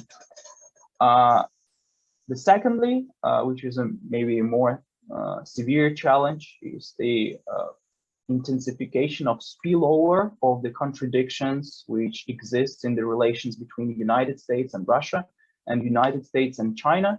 And now they are becoming more and more sort of tangible in the region, in the Arctic. American policy in the Arctic is purposefully anti-Russian and anti-Chinese. We can see this judging from the strategies, Arctic strategies issued by the Department of Defense, Department of Air Force, United States Army. So these documents were adopted just recently, and they are sort of openly state that the period when the Arctic remained primarily a region of peace and international cooperation is now over. There is a certain discussions around the Article 2034 of the United Nations Convention on the Law of the Sea on ice-covered areas in the Arctic. So this article gives the Arctic countries the exclusive control over a certain area within their exclusive economic zone. And as we can see that the ice melts and the ice cover decreases, this legal regime in the Arctic is being eroded and could be used as a part of this spillover of the rivalry between United States and Russia and United States and China, and can bring some significant institutional security and military risks, which are sort of directly or indirectly related to climate change. Another important trend to which I would like to focus which is not directly connected to climate change, but rather connected to the global reaction of the global community to climate change, which is the global low carbon transition and low carbon transformation of the world economy. Today, the decarbonization of national development plans determine the way the global energy, oil and gas landscape is changing. The Paris Agreement, adopted by almost 200 countries, sort of represent a commitment of the global community to reduce greenhouse gas emissions. And this pushes the decarbonization agenda even further, and it now becomes self-replicating. And the government state policies are now complemented by a growing number of corporate climate change mitigation plans. We can now see that financial markets react. We can see that green financial markets capitalization is growing every year. An increasing number of institutional investors, like investment funds, pension funds, insurance companies, are now declare their plans to withdraw their assets from carbon-intensive projects like coal projects, oil projects. We can basically see that the targets to achieve carbon neutrality are now outlined in the policy programs in the largest economies like EU, United States, UK, Japan, Republic of Korea, Canada, Mexico, South Africa. China is planning to achieve carbon neutrality by 2060. And basically this provokes some deep transformation in energy markets. And Arctic was traditionally portrayed as a region rich in hydrocarbons. Now could sort of its development and the slowing growth in demand for fossil energy sources can sort of hinder the development of the Arctic region, especially in Russia, where there's objectives to expand to continental shelf and to explore new and new oil and gas fields. We can see that while in 2000s, the global demand for fossil fuels grew at an average rate 2.4 per year, it became less during the last decade, like 1.3 per year. And International Energy Agency forecasts that the growing rate would be less than % until 2040. Well, basically, we took a look at the last forecast of International Energy Agency, which is a scenario analysis, and there are basically two main scenarios: stated policy scenario, which is based on the current energy and climate policy plans of countries, and the sustainable development scenario, which is more ambitious, which is sort of in line with the United Nations Sustainable Development Goals and imply more ambitious emissions reduction targets. And I'll just summarize key points in the next slide, like with regard to different types of energy sources. So we can see that the interfuel competition and the tightening climate policy will have the most detrimental effect on coal, which is the dirtiest and the most carbon intense energy sources, and its share and its absolute consumption in absolute numbers will continue to decline rapidly. Unlike coal, the dynamics of oil demand is less sensitive to tightening climate policy. For example, in the state policy scenario, oil demand will continue to grow in absolute terms, in line with a gradual reduction of its share in global consumption from 31% today to 28% by 2040. At the same time, at the sustainable development scenario, oil consumption will peak soon and then will go down both in absolute and relative terms. Well, when it comes to natural gas, it could be in the most favorable, but still quite hard position, but still in the most favorable position among three types of fossil fuels because of its increased consumption in developing world, because of its role as a transitional fuel, and the main sort of acceptable options of decarbonization in the developing countries, like in China, which plans to increase the consumption of natural gas. So apparently, the Arctic is becoming more and more accessible, but the global energy transition and growing environmental risks increase the requirements for expensive Arctic projects. Apparently, we can now see the growth of energy prices. Like probably it's another cycle of rising energy prices, but the new role of decarbonization and consumption factors as a structural sort of factors in the development of an energy market could restrict the growth of energy demand and the growth in price in the long term. At least we should not expect that the price will come back to the levels which we could observe back in 2010 in the beginning and after crisis. So even if the Arctic resources are significantly more acceptable, the dynamics of energy demand on the global scale will not be the same. Demand for energy resources will continue to grow the fastest in Asia, but even there, the energy consumption is to peak in the coming decades.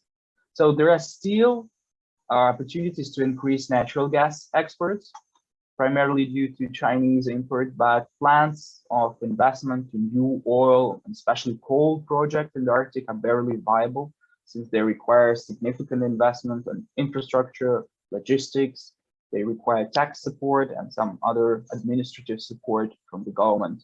So the transformation of global energy markets increasingly calls into question the feasibility of developing hydrocarbons on the continental shelf of the Arctic. So the demand for gas, both in Europe and Asia, will be fully covered by extraction from traditional, primarily gas continental fields, development of which could be possible under the Russian LNG projects and Yamal, for example.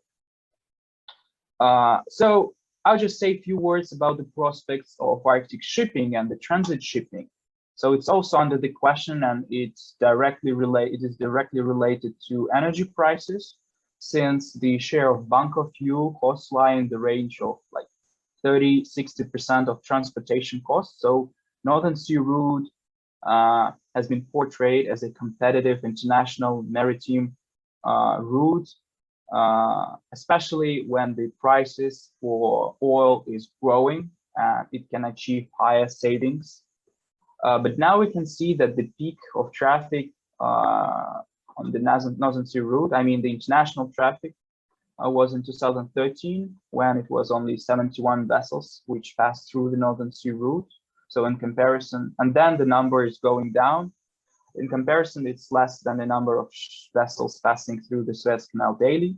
So we cannot say that the international transportation capability of the Northern Sea route increased with the time, even though the exports and the domestic shipping in Russia increased dramatically at the same time. So I'll just briefly summarize the main highlights of my presentation, maybe with regard to policy interests of my home country. So, well, basically, as a result of climate change, the environmental risks in the Arctic are rapidly increasing. But at the same time, there are new challenges which emerge due to climate change, which are not directly related to environment and economic risks. So from the viewpoint of international relations, opening of the Arctic can bring a lot of unfavorable challenges to Russia because of the new actors in the region, because of the spillovers of international conflicts and contradiction to the regions, because of the erosion of the international legal regime, which make Russia's position weak at an international agenda and international avenue. So at the same time, with an increasing uncertainty in foreign policy, yeah, I'm just summing up. Yes, just a few comments and I'll end up. So there is an increasing ambiguity in foreign policy, but at the same time, the economic possibilities for development in the Arctic also do not grow as it was expected maybe 10 years ago, when the prices for oil were going up and the Arctic policy of Russia was establishing. So the global climate change does not turn Arctic into a promising region for producing energy resources or international transit. And in the aftermath of the crisis, we could probably take a fresh look at the plans of expansionism policy, in the plans for expanding to continental shelf. So even if the price and the volume of demand for energy resources will come back to the pre-crisis level, it's hardly possible to expect that the Arctic shelf will become a new sort of global resource base, which can play a comparable role with the field of Persian Gulf because of the low carbon transition of the world energy. So now on the way out of the crisis and under this critical environmental risk, which we heard about, which cannot be managed by existing technologies, as we have learned also, and existing institutional formats of cooperation, it's probably time to shift to from expansionism policy to strengthening more sort of innovative social, environmental, technological agenda, which can also be built on the Arctic resources, but be more technologically and environmentally friendly. So thanks a lot for the attention. I will probably share the report in the Zoom chat if you don't hesitate. Yes, thank you so much. Please, it's an excellent report, so please do share the link. And also there are some questions to Ilya in the chat, so if you can check them out, hopefully we have time so that you can react and comment the questions and remarks at the chat. But now I would like to invite Eileen Asaran-Espiritu to share her knowledge and comments and remarks after Ilya's speech. So Eileen, the screen is yours. Can you see my screen? I can see your screen and I can hear you. Okay. You cannot see my screen. I can see your screen. Yes. Oh, okay. I'm sorry. Let me just see if I can make it bigger. I should know how to do this, but I do not.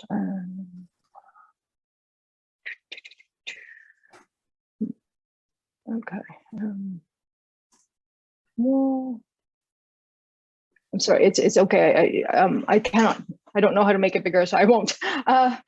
Thank you for inviting me to do the commentary on Ilya Stefanov's talk. I must say that it was very wide-ranging, so my commentary will only focus on a few things. Let me just say that I actually don't think there's anything good about climate change. Let me just put that out there, mainly because, except for the fact that perhaps there's more environmental activism and more engagement with policymakers. The Greta Thunberg idea of striking every Friday because of climate change and policymakers having to react and do something about it. But on the whole, I think the positive impact of climate change is very short-term thinking, and that in fact climate change, according to the IPCC report that just came out a few weeks ago, or maybe just a couple of weeks ago, we are in the brink of perhaps total environmental collapse. I showed someone news report, and this was the most striking one, was that rain fell on Greenland for the first time ever in history.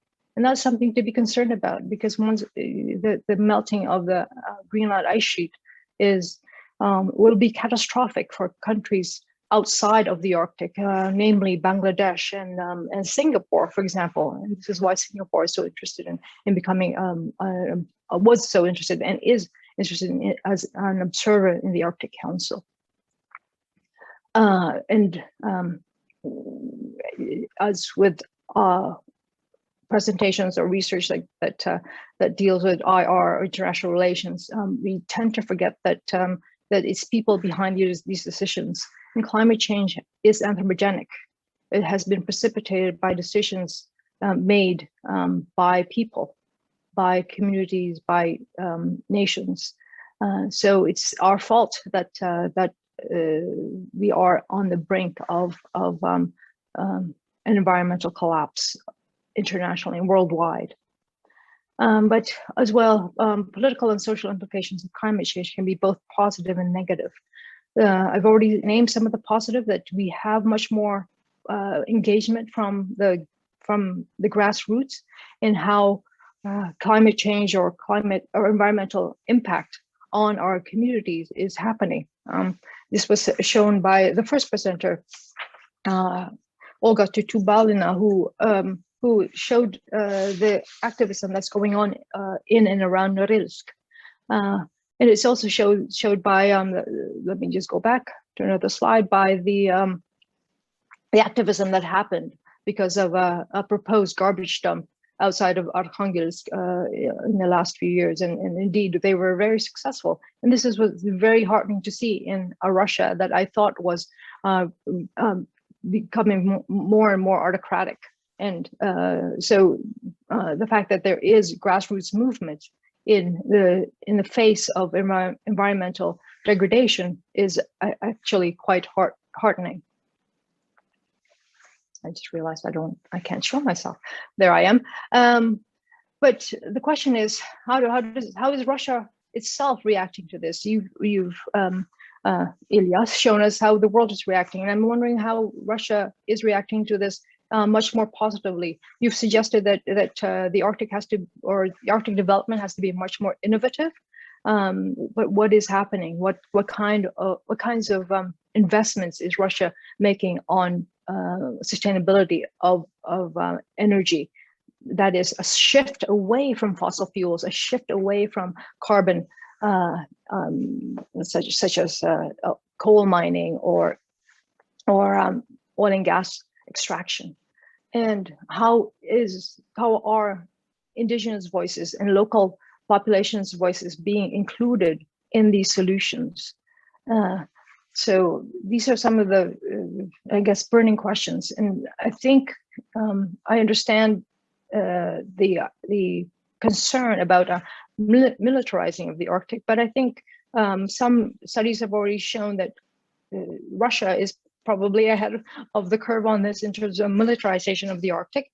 But it's Russia's militarization, some authors have argued, is defensive, to defend its economic interest in the Arctic. And so is it possible to combine these concerns of Russia with also the concerns towards sustainability of energy, or types of energy, like wind, for example? It's very windy on the Siberian plain. Why not go to wind energy as opposed to being so highly dependent on oil and gas development, or carbon development, or the extraction of fossil fuels. But my suggestion, and this is something that perhaps we can have a discussion about, but maybe not in this forum because the time is limited, is to remember why the Arctic Council was formed in the first place, and what the basis of it was. And that was to protect the environment in the Arctic. And the reference point here, even for the IEPS, the Arctic Environmental Protection Strategy, was, interestingly enough, came from the former Soviet Union, from Gorbachev's speech in Murmansk in 1987. And he suggested that we cannot militarize, or we cannot abide by the nuclear arms race, especially in the Arctic. And he chose Murmansk to make this speech. And from there, I think the world saw an opening to say, wait a second, the Arctic has to be protected. And so the IEPS was created. And then shortly after that, in 1996, the Arctic Council. And within this Arctic Council, as we know, there are these working groups. And I think that has to be much more engaged in the context of how sustainable development or sustainable energies can be made or developed in the Arctic. But I would argue, and somebody wrote this in the commentary as well, is that it's essential, I think, to include non-Arctic states in this conversation. And this is why it's important to have the observers from East Asia and Southeast Asia at the table in order to engage with them and to come up with the solutions on how the Arctic can go forward in terms of environmental sustainability, but also social sustainability, cultural sustainability moving forward. And that has to include indigenous voices, but also voices from the local level. You've suggested that we're now talking about international relations, but the two cannot be unlinked, that decisions made in Moscow or Oslo or Helsinki internationally amongst the top level decision makers impacts what's going on in Khanty-Mansiysk or in Yakutsk or in Sapporo or in Tromsø, where I'm situated. So these have to be somehow interlinked. And one way, again, it sounds like I'm a mouthpiece for the Arctic Council. One forum for that is the Arctic Council, and this is something that somebody like Oren Young has promoted in his life's work in terms of a building of an Arctic regime that is steered by the Arctic Council. And I fundamentally believe in that because it is open for dialogue and for mutual understanding. And I see that Juha is on. That means that my time is running up. But I tripped over this little clause in your presentation, and that's the erosion of legal regime of the Arctic. I would suggest to you that it actually is not eroding, and that there are much more innovative ways in order to discuss what's going on in the Arctic, even with the inclusion of China, as was shown by the Arctic 5+5 agreement on the Central Arctic Ocean. So that is me and my commentary, and I'm certainly open for discussion. Thank you very much. Thank you, Adam. Thank you so much. And now there is a whole lot of questions and comments for Ilya, but I can give you only like 1 or 2 minutes, and then we will see if he can take the first presentation of this session. So Ilya, I guess you have to select and what you want to comment. Oh yeah, I just would like to thank Aylin for the wonderful comments. Obviously my presentation was quite limited in terms of context, and we cannot talk about everything and be sort of very balanced in describing all the issues, but I want to add something on the positive examples of how Russian policy could be transforming during the last years. Well, and the natural gas could be one of the industries which can, as I said, benefit from sort of low carbon transition, and it's so highly innovative. And we could see that, like, let's say 10 years ago, the development of LNG industry in Russia was not well established. When we talk about Yamal LNG project, 70% of the equipment was imported from China, for example, and now we can sort of see the gradual shift towards localization of production, towards creation of equipment. And in Russia, we can see that there is a the demand for Russian shipbuilding industry, which is partly concentrated in St. Petersburg and partly in Vladivostok and the area. And there are some ships which are being built for Russian LNG industry. And this is the very sort of nice move which we observe recently. But it's, I think it's only part of the story. We cannot see, also, I just try to stick to alien questions, for example, on renewable energy potential, which is colossal in the Arctic region, but we still do not see any movement towards development of renewable energy solutions in remote areas of the Far East, of the Arctic region, where there is a lot cost-efficient opportunities, and the government support is mostly concentrated on the wholesale markets, while the remote and isolated areas do not receive any support in this regard. I just also want to add one thing on the international sort of cooperation and institution. Of course, the engagement of non-Arctic actors is not something challenging to Russia by definition, and it happens inevitably, and we suddenly see the Arctic becoming more global, and it's inevitable that sort of different countries, regional and non-regional actors participate more actively, and it's global-wise, it's more than natural. But there are certain contradictions and the spillovers which can observe, especially in the relation of superpowers of Russia and United States and Russia and China. Even though Russia and China are sort of strategic partners, there are strategic contradictions in their vision of the Arctic role in the future. And suddenly there are some challenges which we can sort of manage and effectively manage within the mutually beneficial formats of cooperation. I think I will end here, and probably we can discuss this in the discussion part. Yes, thank you. So I guess we will have to stop this discussion here. And now I would like to ask whether Professor Pilyasov or Professor Nadezhda Samyatina is here, and we could maybe have a retry if the connection is better. So, Александр Николаевич, если хотя бы звук будет нормальным, мы можем показать презентации, слайды, собственно. Александр Николаевич, вы нас слышите?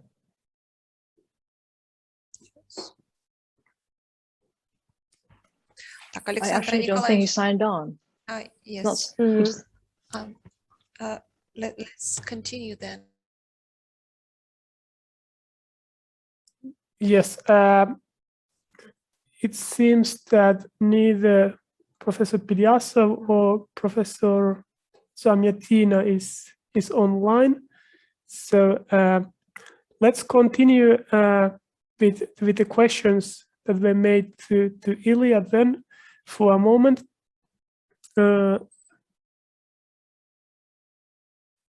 If we go to the chat, there is comments. Could you explain with an example, what do you mean by the legal regime of the Arctic is getting eroded? For example, there's a question like that. And then there's a comment, Russia does not have a choice but to continue invest in Arctic energy resources because the energy resources from Siberia are dwindling. Something you would like to comment? Yeah, sure. I will start with the first question on the erosion of regime and what does it mean. I mean, in terms of our report, this implies that,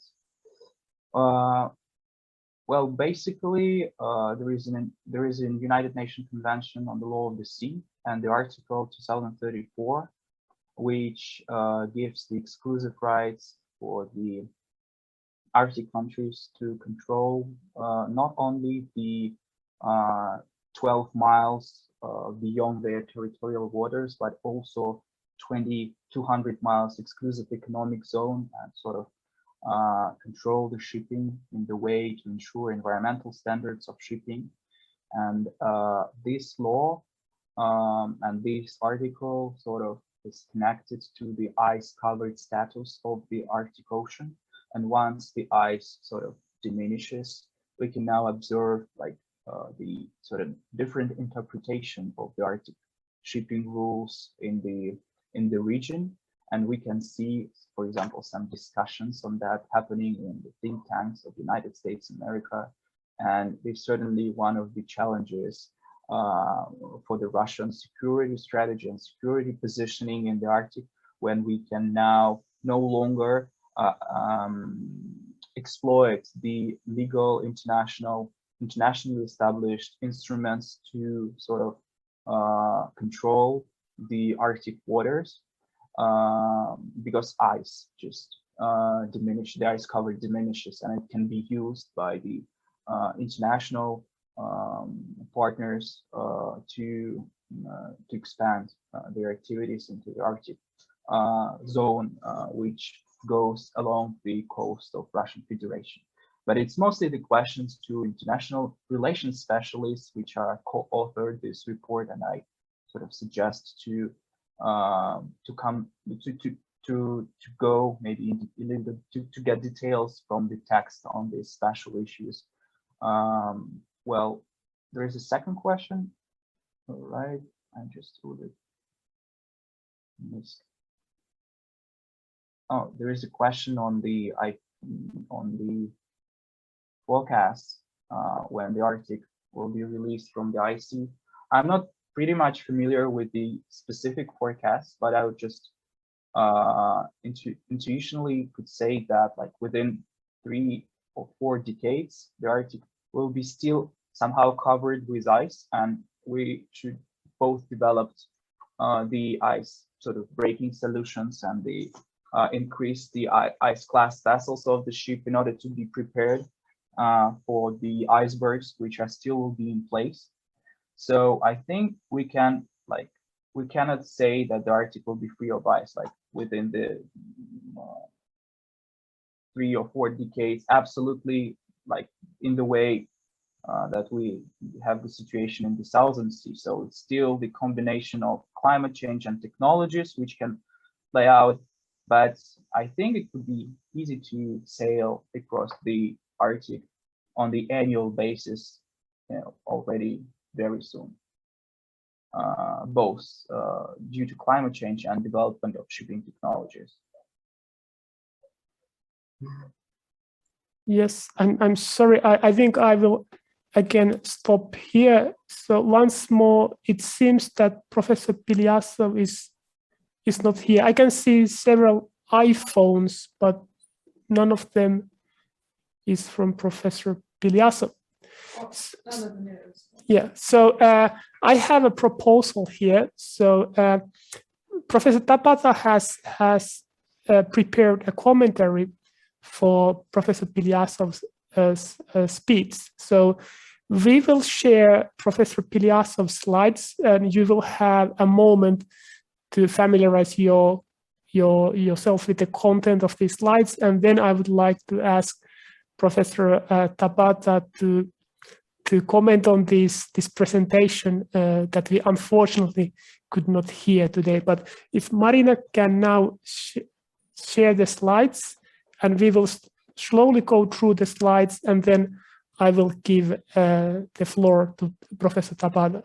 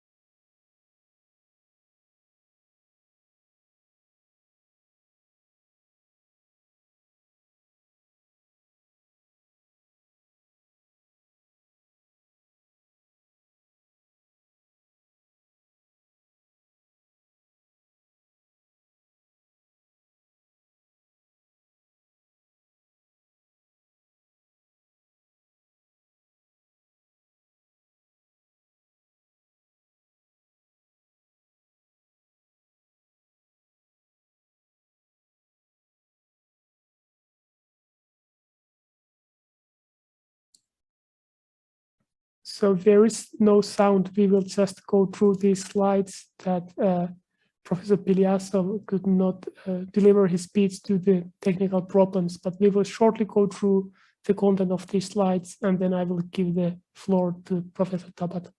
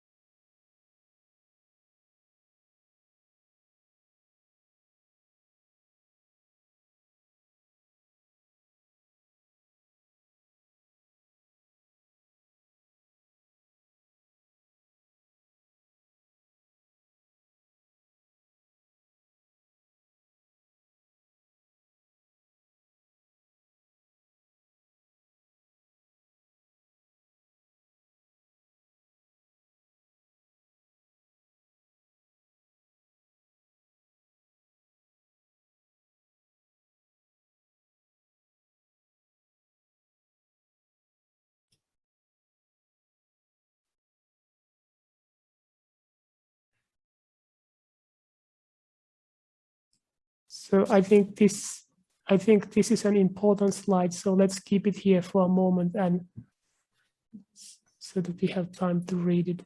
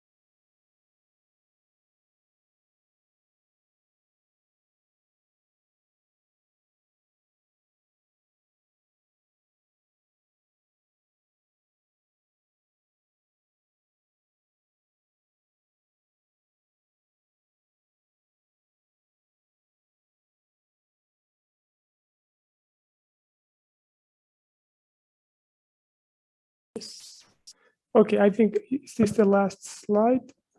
Yes. So unfortunately, this is not the way how we planned this thing. But Professor Tapada, if you can give your comments and remarks, you have had possibility to familiarize yourself with the content of this presentation. Now I can unfortunately see only half of the slide. Can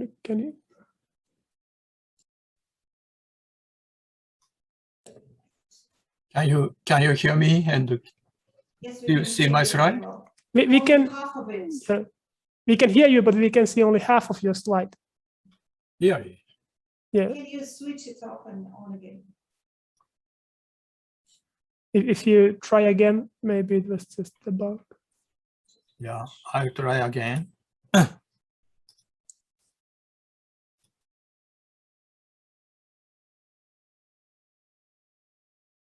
Yes, now it's there. It's good? Yeah, it works. Yeah. Okay, then I will start my comments.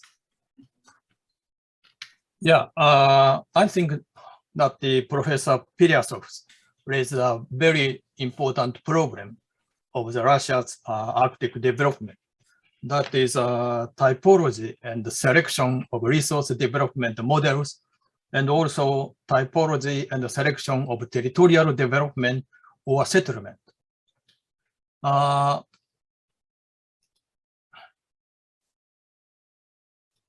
have read two of these three papers mentioned in his presentation with great interest. In my comments, I will talk about the 4 topics, including the Siberian cars, choices of settlement types for the future of company towns, population in the Arctic, and the distribution of rents of resource production.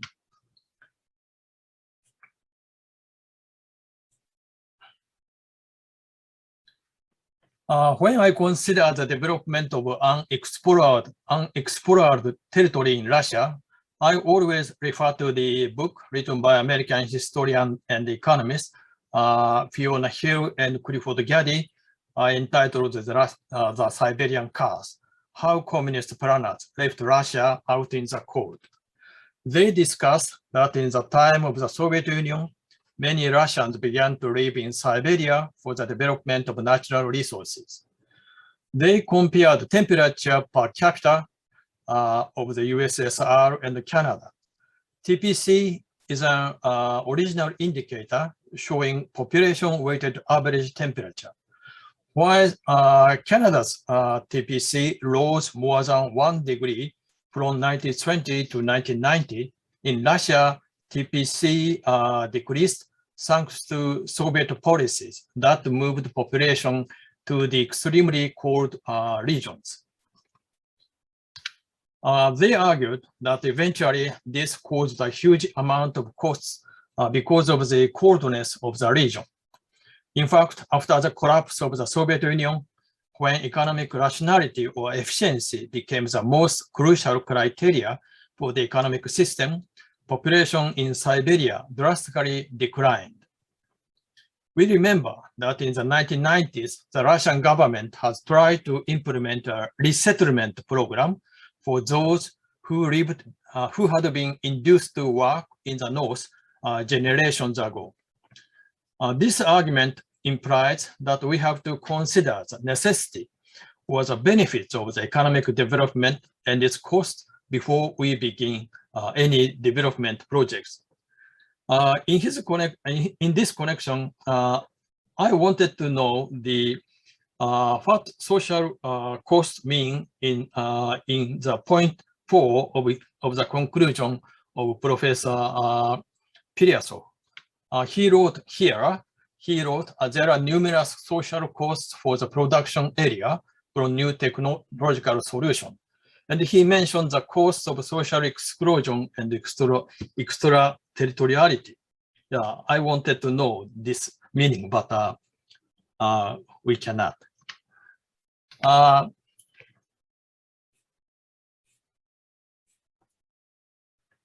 Then the choices of settlement types for the future of company towns. In addition to the selection of resource development models, I think that the selection of settlement system is very important. Professor Pilyasov argued stationary versus temporary settlement system here, and or rotational or versus non-rotational territories here.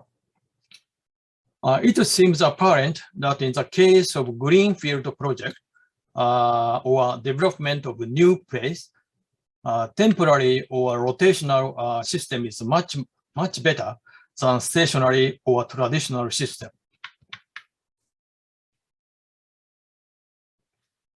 I think that there is no need to construct a new town for the resource development in the Arctic.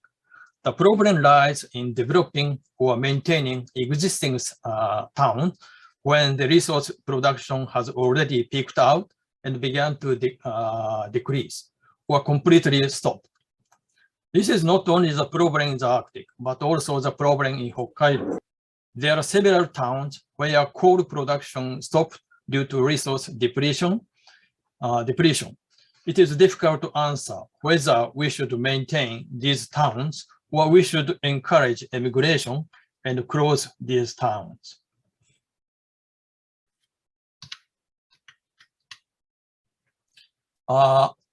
Population in the Arctic. I'm wondering whether it is good to increase population in the Arctic when we take into consideration its cost.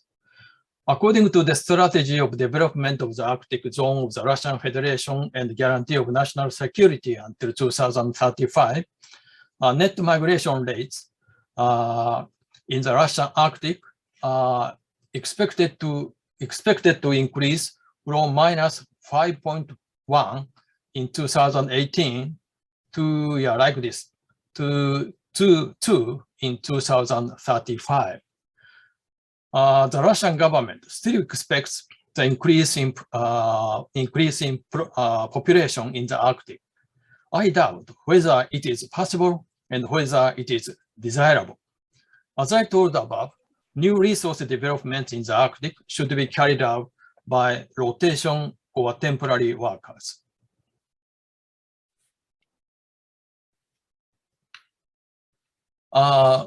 Distribution of rents of resource production. I agree with Professor Pirasov's argument here.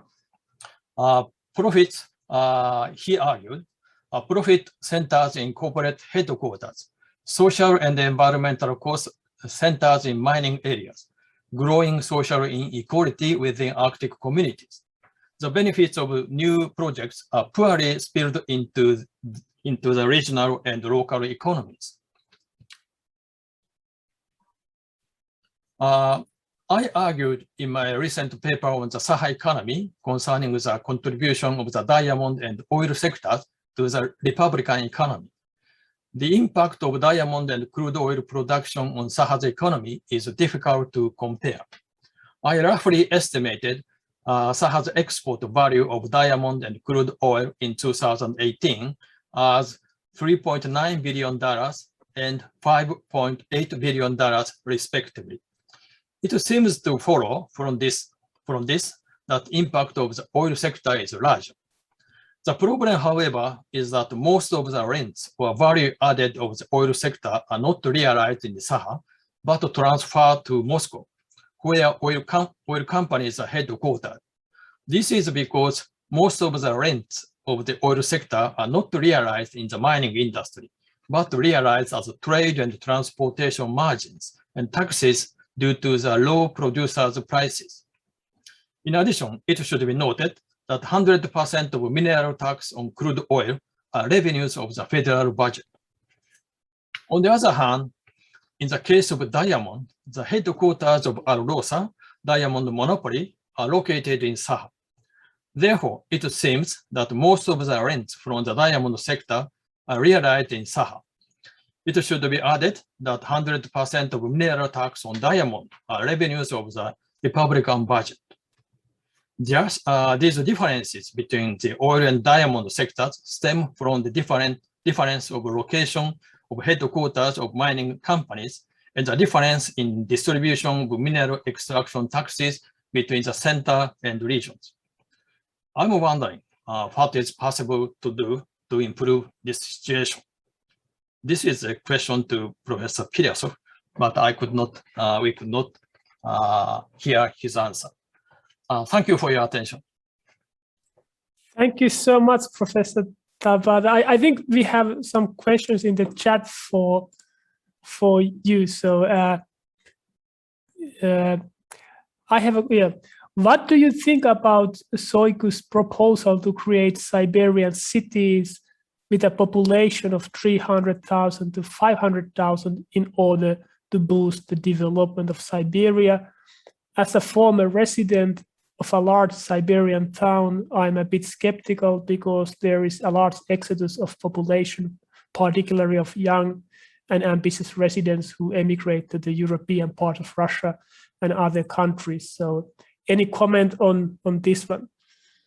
The idea of a proposal to create Siberian cities with 300,000 to 500,000 population. Yeah, as I told in my comment, there is no need. in the future, yeah, there's no need to construct such towns, particularly in the Arctic area. Yeah, its costs are huge, so workers should be sent to there rotationally or temporarily. Yeah. Thank you. And I think somebody is apparently also agreeing with Professor Tapata based on the feedback. We are really running short of time, but I want to make one question. I think this goes mainly to Ilya, maybe also others. Ilya talk about the global decarbonization trend. So is this trend, is it a threat or is it a possibility for the sustainable development of the Arctic? Ilya or Eileen or somebody who wants to comment shortly. Ilya, please feel free to comment.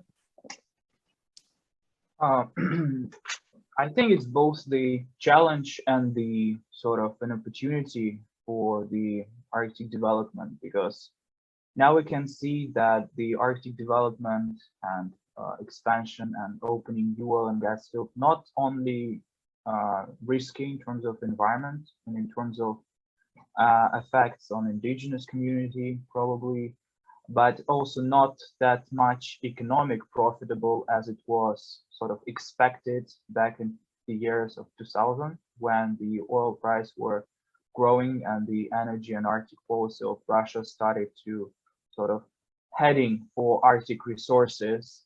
And now I think that it's more a chance for sort of reshuffling Russian vision for long-term development, both in terms of development of the Arctic as well as diversifying energy sources, diversifying traditional energy assets, because we can switch from coal to natural gas, we can increase efficiency in traditional oil and gas sector, which is one of the most viable and important options for Russia to hedge against these low carbon risks and to develop the Arctic region sustainable in order to create projects which not only just sort of explore and go for more and more oil, but create multiplication effects for the other industries and regions, not only in the Arctic, but also, for example, in the Far East of Russia, as well as in the Siberia of Russia.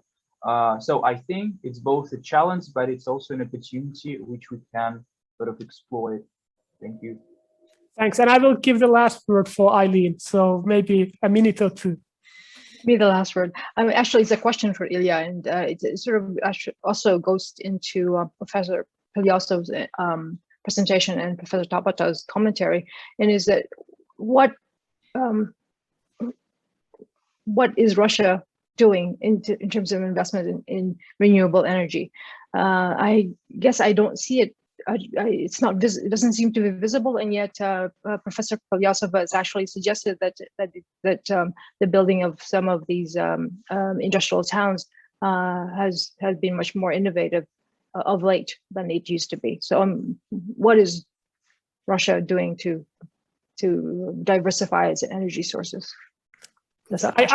I will need 3 minutes. So Ilya or Tapata Sensei has 1 minute.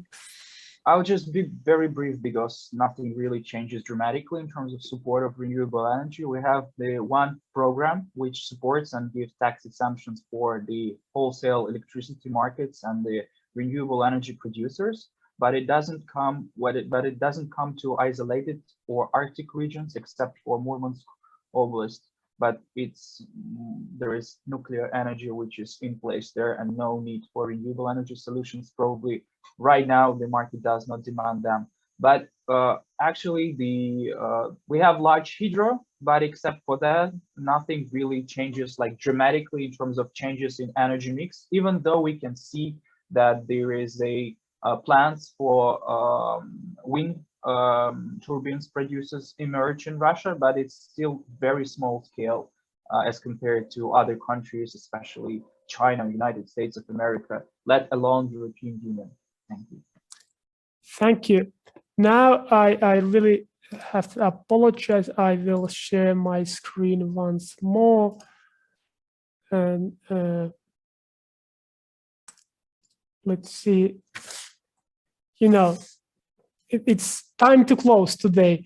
But I hope that this is not really an end of anything, but, you know, a step in an ongoing and very much continuing international cooperation involving universities, regional and local authorities, NGOs, private businesses. And while always looking forward hearing new initiatives, I would like to also remind you of a few things that are already decided. So there will be excellent Japan-Russia Scientific Forum sessions organized already tomorrow. So I hope many of you have registered and can join these events.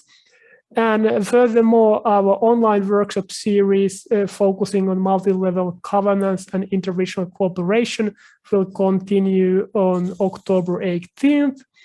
And there is also a hybrid event scheduled on November 15th. That hybrid event will happen in Rovaniemi, Finland. The last thing I would like to say is to thank all the cooperating organizations behind this event. So Hokkaido University, Lomonosov Moscow State University, Association of Institutions of Higher Education of Russian Federation and Japan, and then again, Hokkaido University Arctic Research Center, Arctic Challenge for Sustainability 2 project, the UArctic thematic network on the Arctic in Asia, Asia in the Arctic, that is hosted by the UIT Arctic University of Norway, and then the Human Resource Development Platform for Japan-Russia Economic Cooperation and Personal Exchange, that is also known as HaRP. The help I have received from HaRP has once again been instrumental in the planning and implementation of this event. So my warm thanks to HaRP people. And obviously I want to thank our speakers, our wonderful interpreters, and all of you for participating. Everything did not go as planned, but I hope you find this inspiring event. So thank you for everybody, and have a great day, and let's keep in touch. Thank you.